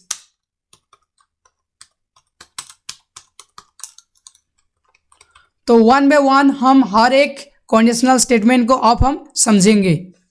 तो चलिए सबसे पहले हम इफ स्टेटमेंट को समझ लेते हैं कि इफ स्टेटमेंट होता क्या है। तो मैं इन सारी चीज़ों को क्लियर करता हूँ, नहीं मैं ये सारी चीज़ें ऊपर रह जाएंगे, तो हम नीचे हमारा जो सिंटेक्स है उसको हम बना लेंगे। तो हैश इंक्लूड stdio.h, देन नीचे हम मेन फंक्शन को लिखेंगे इंट मेन, देन यहाँ पर हम लिखते हैं रिटर्न 0। तो देखो ये जो इफ स्टेटमेंट है इसके अंदर हम जो भी ट्रू वैल्यू है उसको हम चेक करते हैं, जो भी ट्रू कंडीशन है उसको हम चेक करते हैं, और उस हिसाब से हमारा जो भी स्टेटमेंट होता है वो प्रिंट होता है। जैसे कि फॉर एग्जांपल इसका जो सिंटेक्स है वो है इफ ब्रैकेट के अंदर आपको कंडीशन चेक करना है एंड उसके हिसाब से जो भी रिजल्ट स्टेटमेंट को प्रिंट करना है। अगर ये कंडीशन ट्रू होगा तो नीचे का जो भी स्टेटमेंट होगा वो प्रिंट होगा, अगर ये कंडीशन फॉल्स होगा तो नीचे का जो भी स्टेटमेंट है वो प्रिंट नहीं होगा। तो इसको मैं कमेंट के अंदर रख देता हूं ताकि नीचे हम जो करेंगे वो रन होगा। तो यहाँ पर सिंपली मैं एक वेरिएबल क्रिएट करता हूं जो कि एज, और एज का वैल्यू मैं यहाँ पर देता हूं 19। देन यहाँ पर हम यूज करेंगे इफ स्टेटमेंट को। तो सिंपली मैं यहाँ पर इफ लिखता हूँ, देन ब्रैकेट ओपन करके मैं यहाँ पर चेक करता हूँ एज अगर age greater than equal to 18 होगा, यानी 18 से ऊपर होगा, तो नीचे का जो भी स्टेटमेंट होगा वो प्रिंट करेगा। तो नीचे का अंदर मैं देखता हूँ print f you are major, तो ये प्रिंट करेगा अगर ये जो लॉजिक है ये अगर ट्रू होगा, अगर ये कंडीशन ट्रू होगा। तो इसको रन करते हैं। तो सबसे पहले तो मैं इसको क्लियर कर देता हूँ CLS करके और फिर से रन करता हूँ। तो देख सकते हो नीचे यू आर मेजर लिख के शो कर रहा है, यानी कि ये जो हमारा कंडीशन है ये ट्रू है, इसीलिए ये स्टेटमेंट यहाँ पर रन हो रहा है। अगर ये कंडीशन फॉल्स होगा तो ये रन नहीं होगा। तो इसलिए मैं इस वैल्यू को थोड़ा सा चेंज करके दिखाता हूँ। जैसे कि मैं इसका वैल्यू अगर 17 दे देता हूँ और इसको रन करता हूँ, तो देख सकते हो नीचे कोई भी स्टेटमेंट प्रिंट नहीं हुआ है।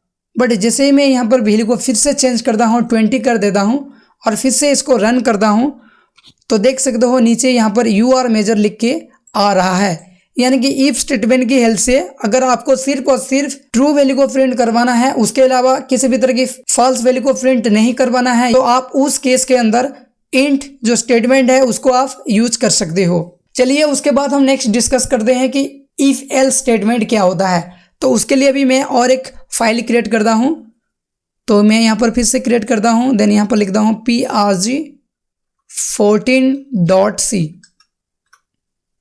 तो यहाँ पर बन गया है। तो यहाँ पर हम सीखेंगे इफ एल्स स्टेटमेंट को। तो मैं ब्रैकेट में लिखता हूँ इफ एल्स स्टेटमेंट। तो नीचे मैं अपना सिंटेक्स को बना लेता हूँ, hash include stdio.h int main, then अंदर में रिटर्न लिख देता हूँ, रिटर्न 0। ओके, तो यहाँ पर हम उसी सेम लॉजिक को यहाँ पर यूज करेंगे ताकि हमें पता चले कि इफ और इफ एल्स के अंदर क्या डिफरेंस होता है और ये दोनों स्टेटमेंट किस तरह से काम करते हैं। तो मैं यहाँ पर फिर से इंट एज नाम से एक वेरिएबल क्रिएट कर देता हूँ और उसका वैल्यू मैं यहाँ पर 17 देता हूँ। देन यहाँ पर हम थोड़ा सा समझ लेते हैं कि किस तरह से इफ एल्स स्टेटमेंट काम करता है। तो इफ एल्स स्टेटमेंट किस तरह से काम करता है, पहले तो इफ आता है, देन उसके बाद ब्रैकेट के अंदर कंडीशन होता है। अगर ये कंडीशन ट्रू होगा तो पहले ब्लॉक में ट्रू स्टेटमेंट प्रिंट होता है, ट्रू स्टेटमेंट। अगर ये इफ वाला कंडीशन फॉल्स है तो नीचे और एक ब्लॉक होता है जो कि है एल्स ब्लॉक। तो नीचे ले आता हूं मैं एल्स ब्लॉक। अगर ये कंडीशन फॉल्स होता है तो एल्स के अंदर जो भी वैल्यू होगा, जो भी फॉल्स स्टेटमेंट होगा वो प्रिंट होता है, फॉल्स स्टेटमेंट। तो ये इसी दोनों ब्लॉक को लेकर अपना काम करता है। तो मैं इस दोनों ब्लॉक को कमेंट आउट कर देता हूं और नीचे आपको बताता हूं। तो मैंने ऑलरेडी पहले से ही एच नाम से एक वेरिएबल क्रिएट किया है।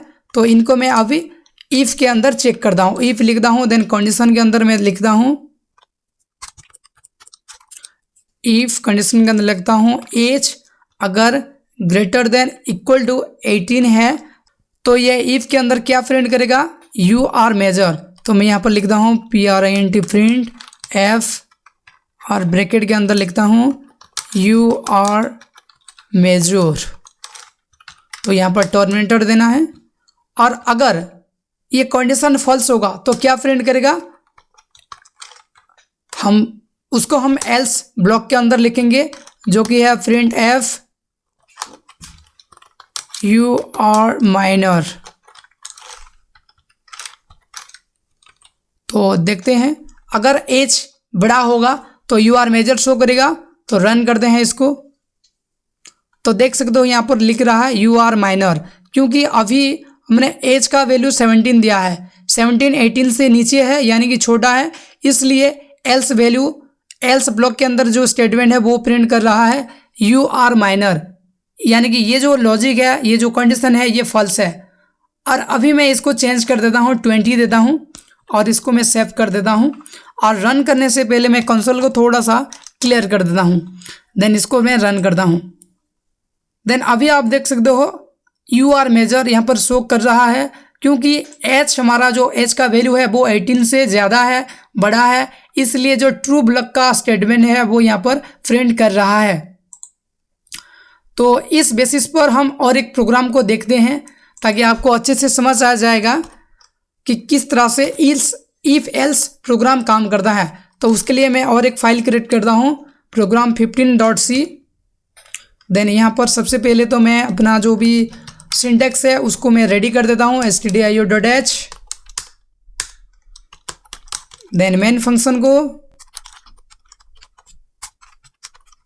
देन यहाँ पर मैं रिटर्न 0 लिख देता हूँ।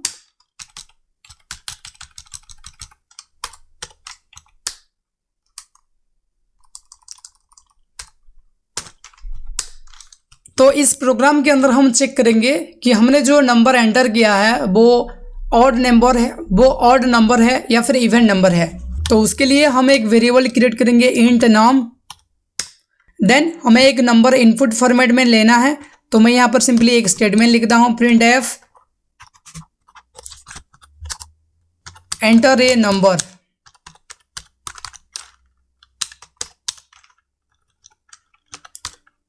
देन मैं स्कैनएफ फंक्शन को यूज करता हूं क्योंकि हमें इनपुट फॉर्मेट में एक नंबर को इनपुट में लेना है, तो हम यहाँ पर फॉर्मेट स्पेसिफायर को यूज करेंगे %d, देन कॉमा देंगे, देन यहाँ पर हम एड्रेस लिखेंगे जो कि है नाम, हमारा वेरिएबल का एड्रेस। तो यहाँ पर हम नंबर को इनपुट फॉर्मेट में रिसीव कर लेंगे। अब हम चेक करेंगे कि जो भी नंबर हमने इनपुट दिया है वो ऑड नंबर है या फिर इवन नंबर है। तो उसके लिए हम if function if else statement को यूज करेंगे। इफ लिखेंगे, देन यहाँ पर हम चेक करेंगे इफ नाम रिमाइंडर 2 इक्वल टू अगर 0 हुआ, यानी कि जो भी रिमाइंडर वैल्यू है वो अगर 0 हुआ तो वो होगा क्या, even number. Print F bracket के अंदर हम लिखेंगे you have enter even number. तो हम बताएंगे कि आपने इवन नंबर को एंटर किया है। अगर ये कंडीशन फॉल्स हुआ तो हम एल्स ब्लॉक के अंदर जो भी है वो शो करेंगे। तो यहाँ पर हम लिखेंगे प्रिंट एफ अगर वो इवन नंबर नहीं हुआ तो क्या होगा, ऑब्वियसली वो एक ऑड नंबर होगा। तो हम यहाँ पर लिखेंगे you have enter odd number. बस हमारा प्रोग्राम रेडी हो गया। अब हम इसको रन करेंगे। तो यहाँ पर स्टेटमेंट शो कर रहा है एंटर ए नंबर, तो मैं यहाँ पर 5 लिखता हूँ और एंटर प्रेस करता हूँ। तो देख सकते हो रिजल्ट में यहाँ पर आ रहा है you have enter odd number, जैसे कि 5 एक ऑड नंबर है। ठीक उसी तरह मैं फिर से इस प्रोग्राम को रन करता हूँ और अभी मैं एक इवन नंबर देता हूँ, एंटर प्रेस करता हूँ। तो देख सकते हो you have enter a even number. तो आप इसी तरह से ऑड नंबर और इवन नंबर को चेक कर सकते हो इफ एल्स स्टेटमेंट की हेल्प से। तो चलिए उसके बाद हम डिस्कस करते हैं कि इफ एल्स इफ यानी कि इफ एल्स लेडर स्टेटमेंट क्या होता है। तो उसके लिए मैं और एक फाइल क्रिएट करता हूं जो कि है प्रोग्राम 16। और सबसे पहले हम यहां पर अपना जो स्टेटमेंट है उसको लिख लेते हैं जो कि है if else ladder. Okay, then यहां पर हम अपना सिंटेक्स को रेडी कर लेंगे, hash include stdio.h। Then main function को यहाँ पर हम रेडी कर लेंगे, इंट मेन।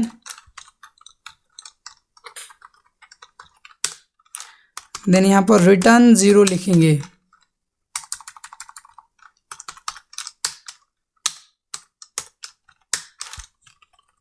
तो इफ एल्स लेडर के अंदर क्या करेंगे, हम मल्टीपल कंडीशन को चेक करेंगे। फॉर एग्जाम्पल इफ लिखेंगे, देन ब्रैकेट के अंदर हम कंडीशन 1 देंगे।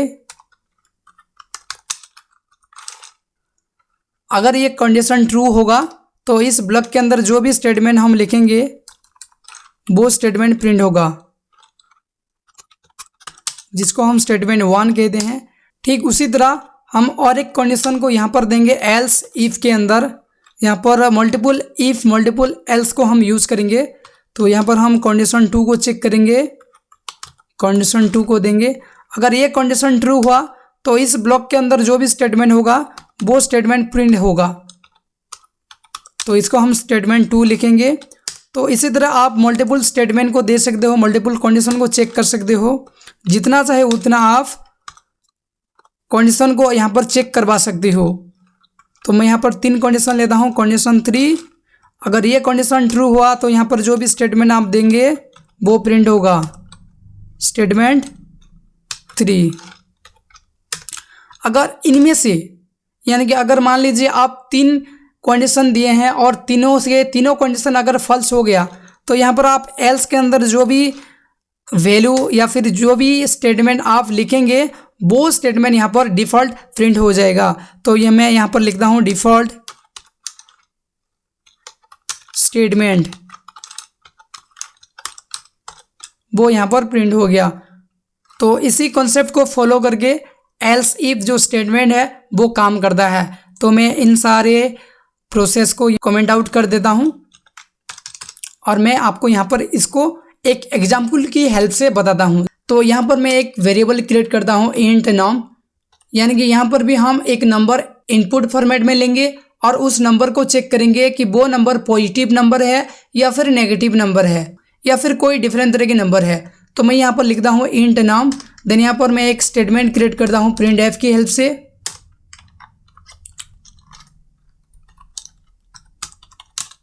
एंटर ए नंबर,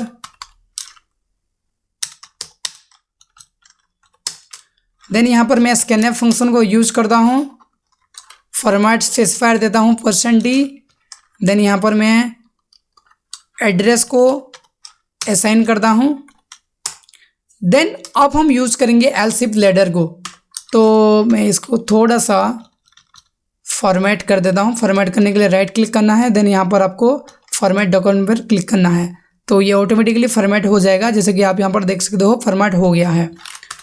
पहला कंडीशन मैं देता हूँ इफ़ अगर नम, हमारा जो एंटर किया हुआ नंबर अगर ग्रेटर देन 0 यानी कि 0 से बड़ा है तो वो क्या होगा, वो प्रिंट करेगा प्रिंट एफ पॉजिटिव नंबर, तो वो पॉजिटिव नंबर होगा अगर 0 से बड़ा है। ओके, तो ये हमारा पहला कंडीशन। ठीक उसी तरह दूसरा कंडीशन देंगे एल्स इफ अगर नंबर लेस देन 0 है यानी 0 से छोटा है तो वो क्या प्रिंट करेगा, नेगेटिव नंबर। तो मैं यहाँ पर लिखता हूँ नेगेटिव नंबर।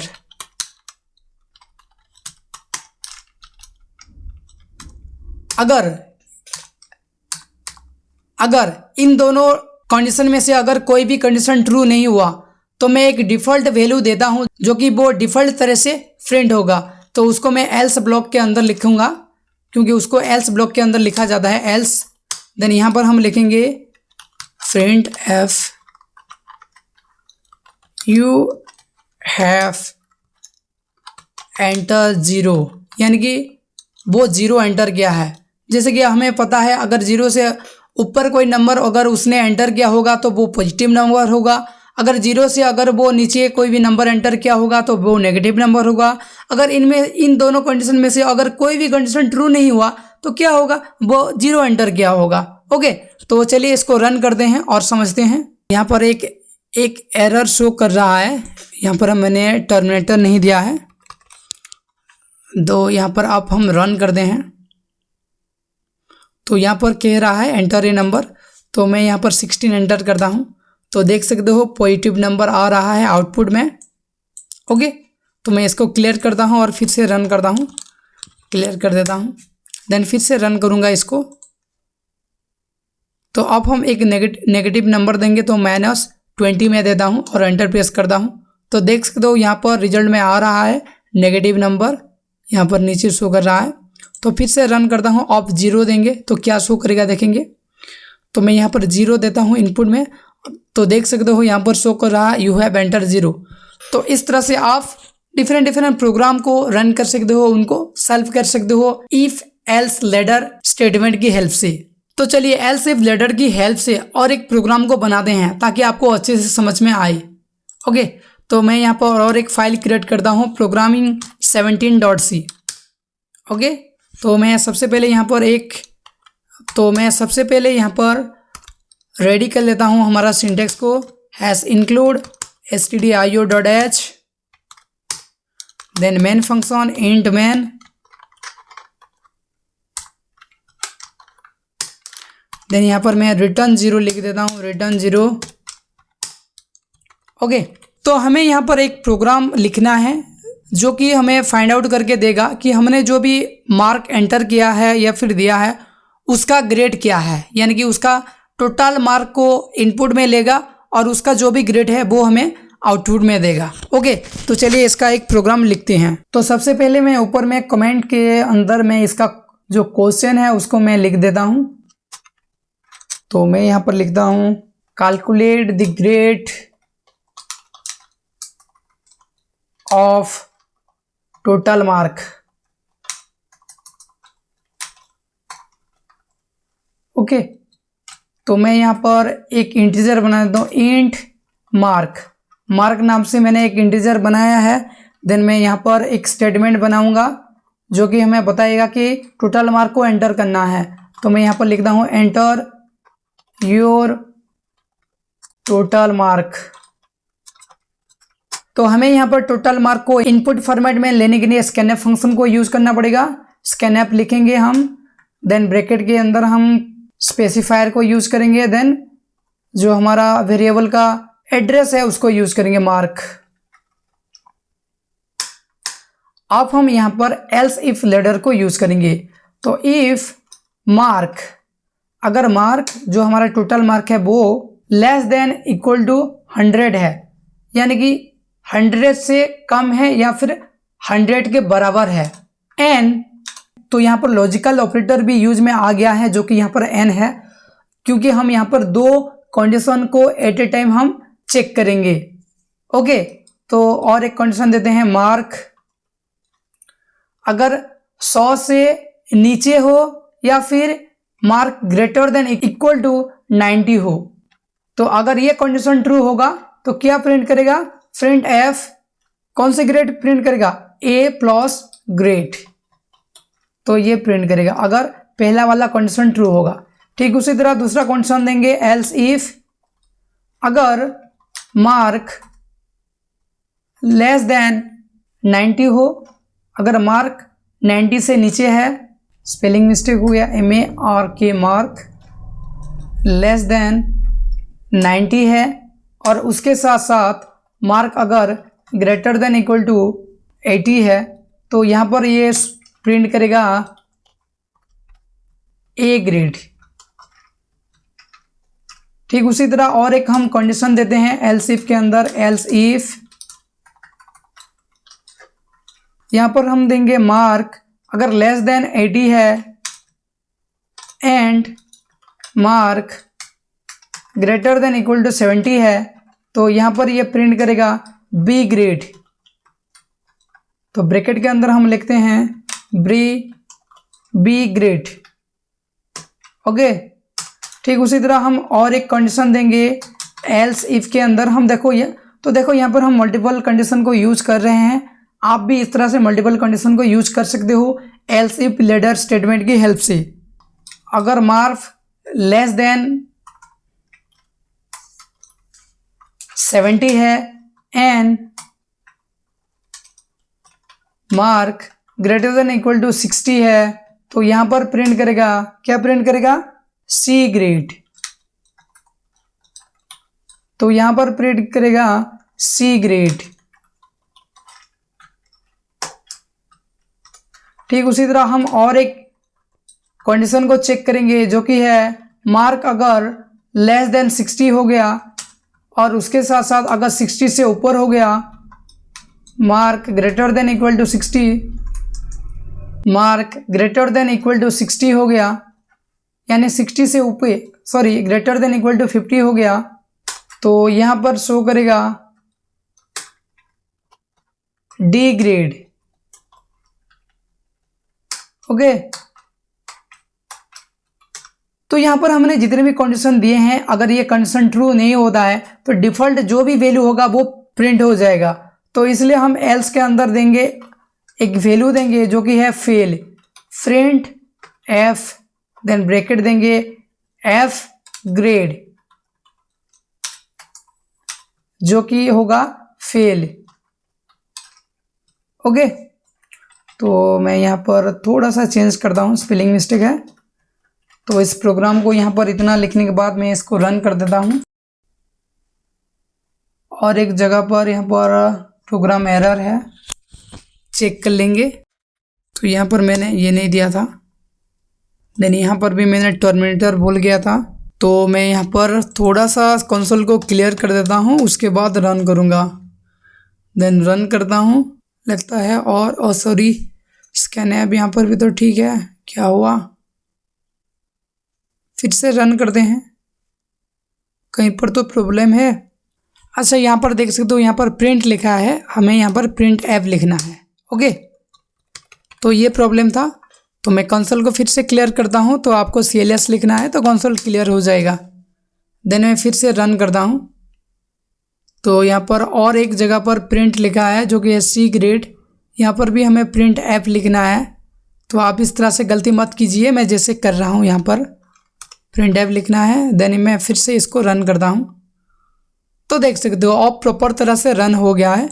तो अभी हमें टोटल मार्क यहाँ पर एंटर करना है। यहाँ पर ये स्पेलिंग मिस्टेक है, ये कमेंट मत करना भाई, बहुत लोग स्पेलिंग मिस्टेक बाय डिफ़ॉल्ट हो जाता है, मिस्टेकली हो जाता है, तो बहुत लोग कमेंट करते हैं, तो आप ऐसा मत करना। ओके, तो हमें यहाँ पर टोटल मार्क एंटर करना है, तो मैं यहाँ पर एंटर करता हूँ 90। तो देखता हूँ क्या आता है, A+ ग्रेड। ओके, तो फिर से मैं इसको रन करता हूँ, तो मैं यहाँ पर लिखता हूँ 60। तो देख सकते हो C ग्रेड। तो थोड़ा सा इसको हम क्लियर कर देते हैं कंसोल को और फिर से रन करते हैं। तो मैं यहाँ पर 20 देता हूँ टोटल मार्क। तो देख सकते हो F ग्रेड यानी कि फेल यहाँ पर शो कर रहा है। तो आप इस तरह से एल्स इफ स्टेटमेंट को यूज कर सकते हो जहाँ पर भी रिक्वायरमेंट होगा। ओके, तो नेक्स्ट हम अब बात करेंगे स्विच केस के बारे में। तो उसके लिए भी मैं और एक फाइल क्रिएट कर लेता हूँ जो कि है प्रोग्राम 18.c। ओके, तो यहाँ पर हम डिस्कस करेंगे स्विच केस को। ओके, तो सबसे पहले समझ लेते हैं कि स्विच केस काम कैसे करता है। तो स्विच केस बेसिकली काम करता है कि जो भी हमने इनपुट दिया है या फिर जो भी हमने वेरिएबल को वैल्यू असाइन किया है उसको फाइंड आउट करने के लिए। जैसे कि मैं यहाँ पर डायरेक्ट आपको एक एग्जाम्पल, एक प्रोग्राम लिख के दिखा देता हूँ कि आखिर स्विच केस किस तरह से काम करता है। तो सबसे पहले मैं अपना सिंटेक्स को रेडी कर लेता हूँ, hash include stdio.h, then main function को मैं यहाँ पर लिख देता हूँ int main, then return 0। Okay, तो हमें यहाँ पर मैच करना है कि हमने जो भी नंबर यहाँ पर वेरिएबल को असाइन किया है वो मैच हुआ या नहीं। तो इसके लिए मैं एक वेरिएबल क्रिएट करता हूँ इंट var नाम से और उसको एक वैल्यू असाइन करता हूँ 1। ओके, तो यहाँ पर हम स्विच केस को रन करेंगे। तो मैं स्विच लिखता हूँ, देन हमें यहाँ पर ब्रैकेट के अंदर लिखना है हमारा वेरिएबल का जो भी नाम है, जैसे कि मैंने var लिखा। ओके, देन हमें यहाँ पर कर्ली ब्रैकेट को ओपन करना है, देन हमें यहाँ पर 1 by 1 हर एक केस को रन करना है।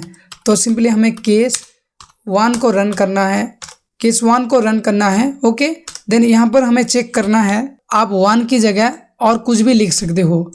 अगर ये केस वेरिएबल की वैल्यू के साथ मैच होता है तो यहाँ पर जो भी स्टेटमेंट होगा वो प्रिंट हो जाएगा। जैसे कि मैं यहाँ पर लिखता हूँ प्रिंट एफ, ब्रैकेट के अंदर लिखता हूँ केस मैच,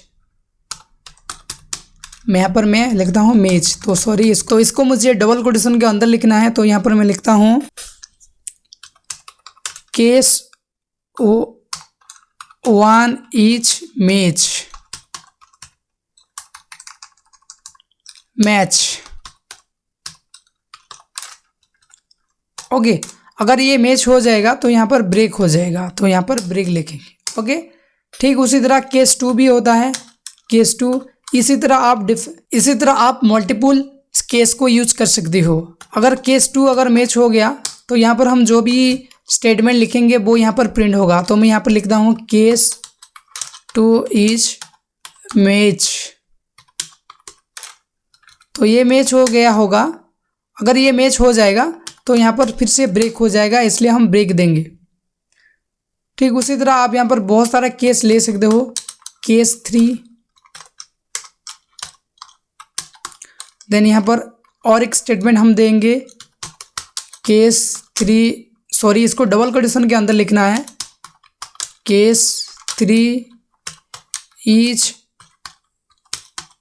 मैच। तो अगर ये ट्रू होगा तो यहाँ पर भी ब्रेक हो जाएगा। अगर इनमें से कोई भी केस ट्रू नहीं हुआ तो यहाँ पर भी हम एक डिफ़ॉल्ट वैल्यू देते हैं, जो सारे केस अगर मैच नहीं हुआ तो वो प्रिंट होगा। तो प्रिंट एफ के अंदर हम लिखते हैं case is not match. Okay, then यहाँ पर भी हम ब्रेक देंगे, ब्रेक हो जाएगा। तो इसको सेव करते हैं और रन करते हैं कि क्या शो करता है। तो केस 3 के अंदर हमने प्रिंट लिखा है, तो मैं अभी यहाँ पर प्रिंट एफ करना पड़ेगा।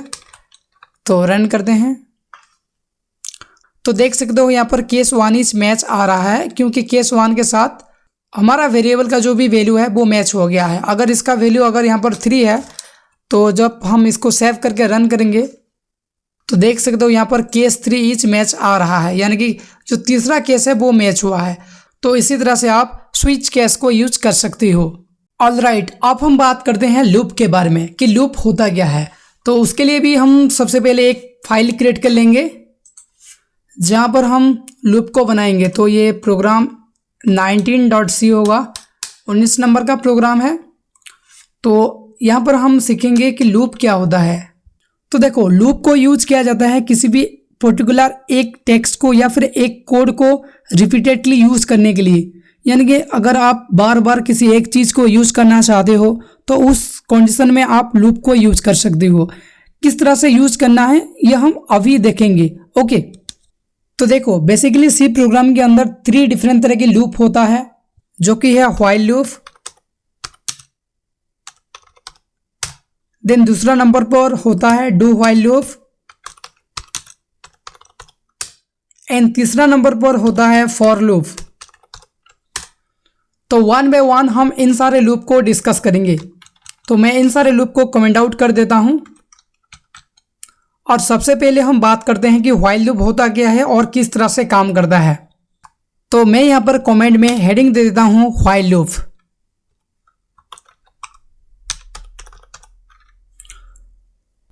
तो देखो, व्हाइल लूप बेसिकली एक पर्टिकुलर कंडीशन के बेस पर काम करता है। जब तक वो कंडीशन ट्रू होगा तब तक वो काम करता रहेगा, और जब वो कंडीशन फॉल्स हो जाएगा तभी वो काम बंद कर देगा। किस तरह से काम करता है ये व्हाइल लूप, चलिए देख लेते हैं। तो सबसे पहले मैं अपना जो भी सिंटेक्स है उसको रेडी कर लेता हूँ। Hash include stdio.h, then main function को मैं यहाँ पर इंट मेन फंक्शन को यहाँ पर मैंने रेडी कर लिया है, रिटर्न 0। ओके, तो मुझे यहाँ पर व्हाइल लूप को यूज़ करना है। तो मैं यहाँ पर इंट a लिखता हूँ और a का वैल्यू मैं यहाँ पर 1 दे देता हूँ। ओके, तो अगर मुझे यहाँ पर 1 से लेकर 10 तक प्रिंट करना है व्हाइल लूप की हेल्प से, तो मैं किस तरह से करूँगा। तो देखिए, यहाँ पर आपको सिंपली व्हाइल लिखना है, देन कंडीशन देना है जब तक a का वैल्यू 10 से छोटा होगा या फिर 10 के बराबर होगा, यानी कि a less than equal to 10, तब तक ये प्रिंट करेगा। क्या प्रिंट करेगा? नंबर प्रिंट करेगा। कौन सी नंबर? Print f। ब्रैकेट के अंदर यहाँ पर हमें %d देना पड़ेगा, देन -n देना पड़ेगा, क्योंकि लाइन फॉर्मेट में ये प्रिंट करेगा। देन क्या प्रिंट करेगा? a को प्रिंट करेगा। ओके, देन उसके बाद a++, यानी कि a का वैल्यू अभी अगर 1 है तो उसके बाद 2 हो जाएगा। तो देखो, इसको रन करते हैं, फिर आपको मैं समझाऊंगा। तो उसके लिए मैं कंसोल को पहले क्लियर कर देता हूं और यहाँ पर मैं रन करता हूं। तो देख सकते हो यहाँ पर 1 2 3 4 5 करके 10 तक प्रिंट हो गया है।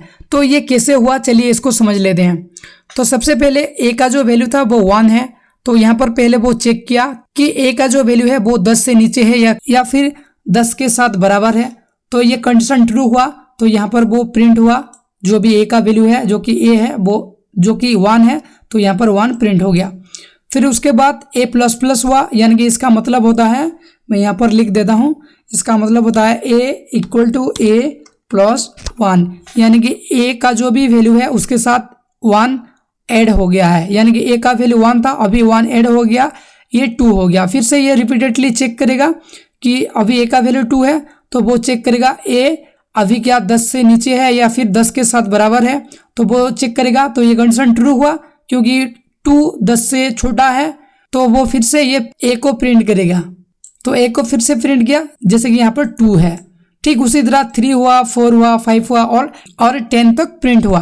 बट जैसे ही यहाँ पर a का वैल्यू 10 से बढ़कर 11 हो गया, और जैसे ही यहाँ पर वो चेक किया, क्या चेक किया कि a का वैल्यू 10 से छोटा है या 10 के बराबर है, तो यहाँ पर कंडीशन फॉल्स हो गया, क्योंकि a का वैल्यू 11 हो गया। तो उसी वक्त ये ब्रेक हो गया और आगे काम नहीं किया, आगे प्रिंट नहीं किया। तो इसी मेथड को फॉलो करके व्हाइल लूप काम करता है। तो व्हाइल लूप की हेल्प से हम और एक प्रोग्राम को बनाते हैं। तो मैं यहाँ पर लिखता हूँ PRG प्रोग्राम 20.c। तो मैं यहाँ पर पहले तो सिंटेक्स को रेडी कर लेता हूँ।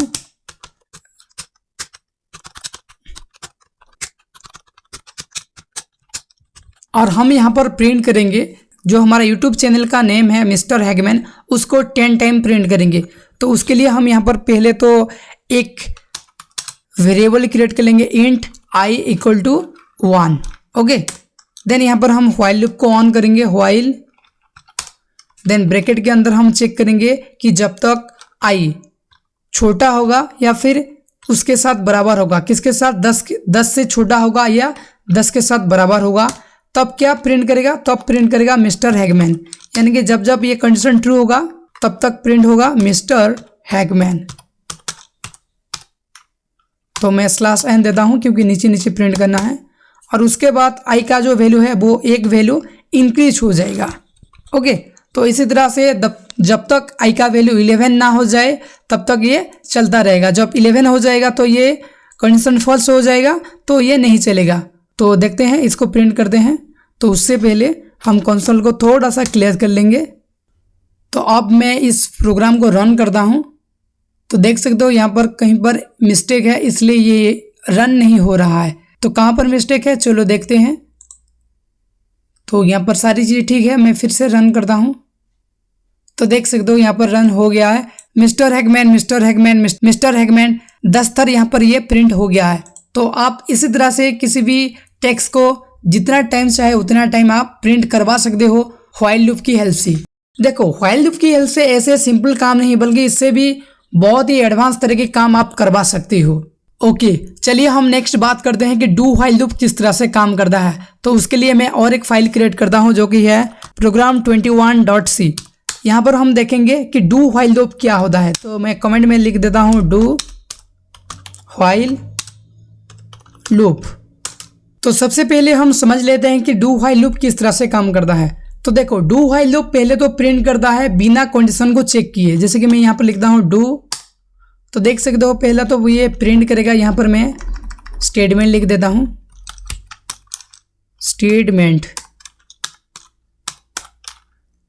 को प्रिंट करेगा, फिर ये चेक करेगा कंडीशन को।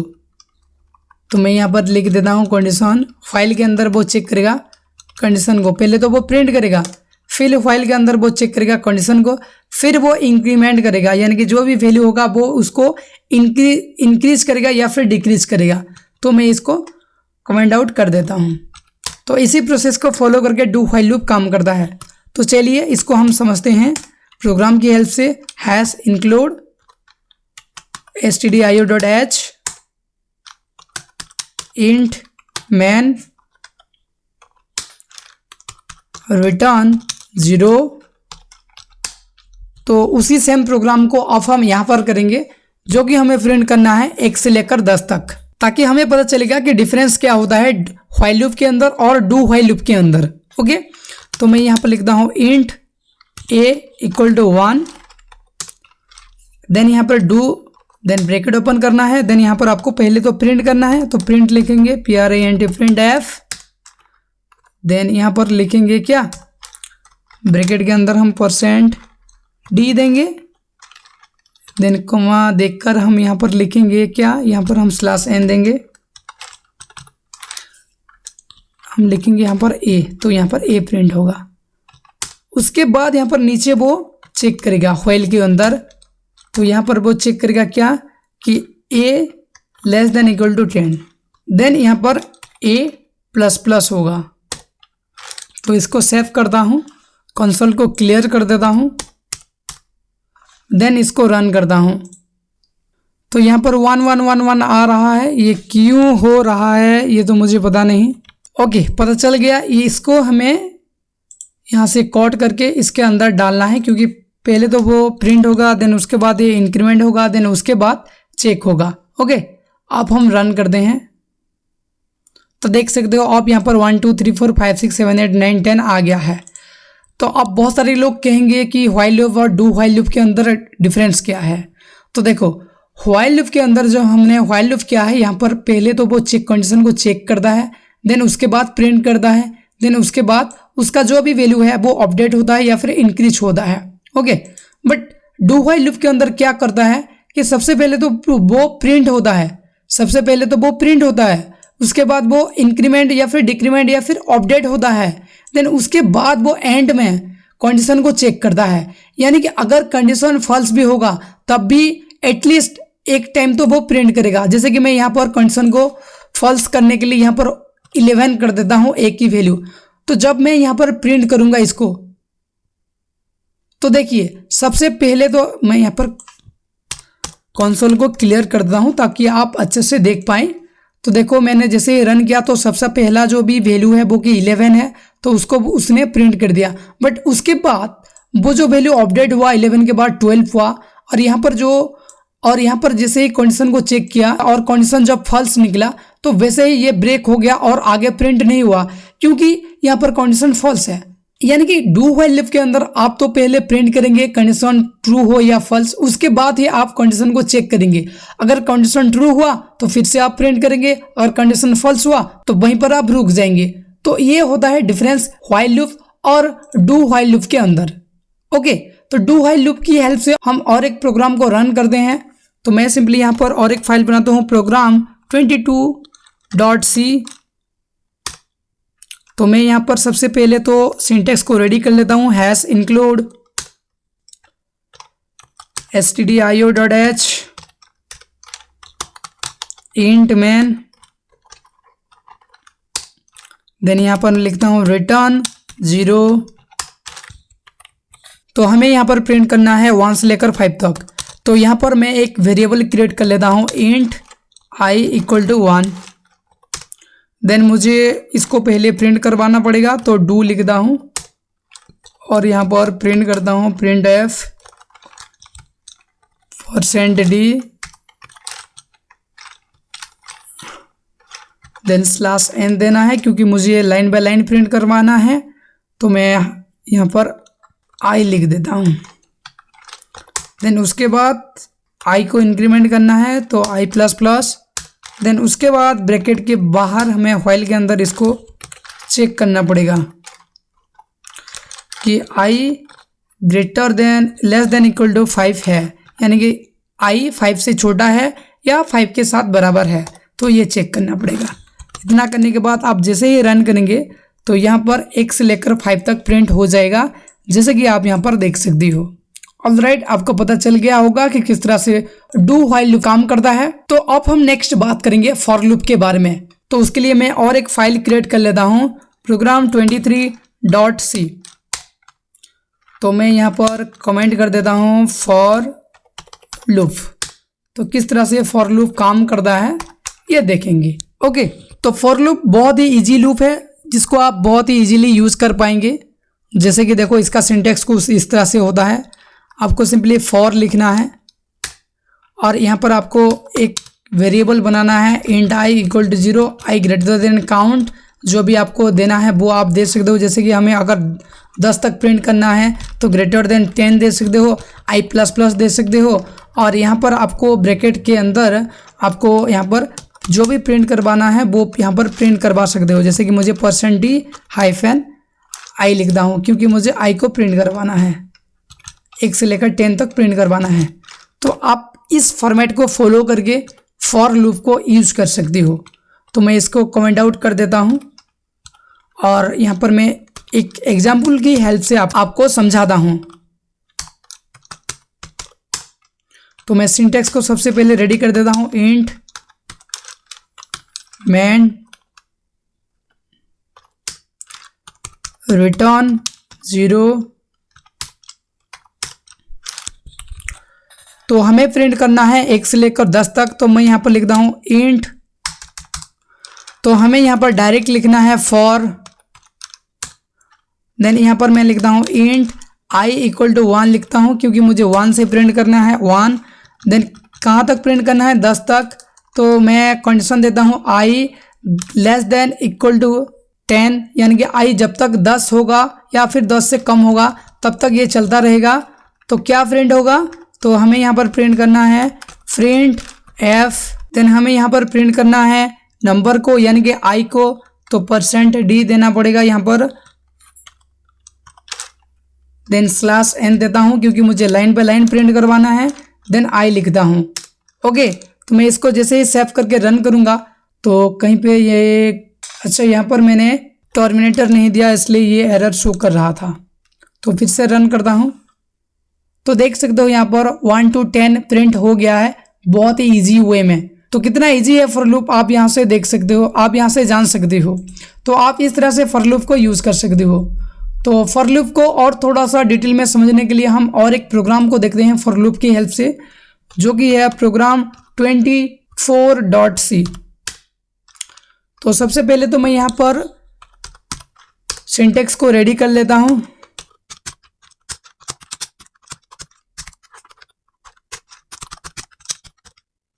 तो हमें यहाँ पर प्रिंट करना है एक टेक्स्ट को 5 टाइम्स तक। तो सबसे पहले तो मैं यहाँ पर फॉर लूप को ऑन कर लेता हूँ। तो फॉर लिखता हूँ, एंटर प्रेस करूँगा तो इसका जो भी बॉयलर प्लेट है या फिर जो भी सिंटेक्स है वो रेडी हो जाएगा।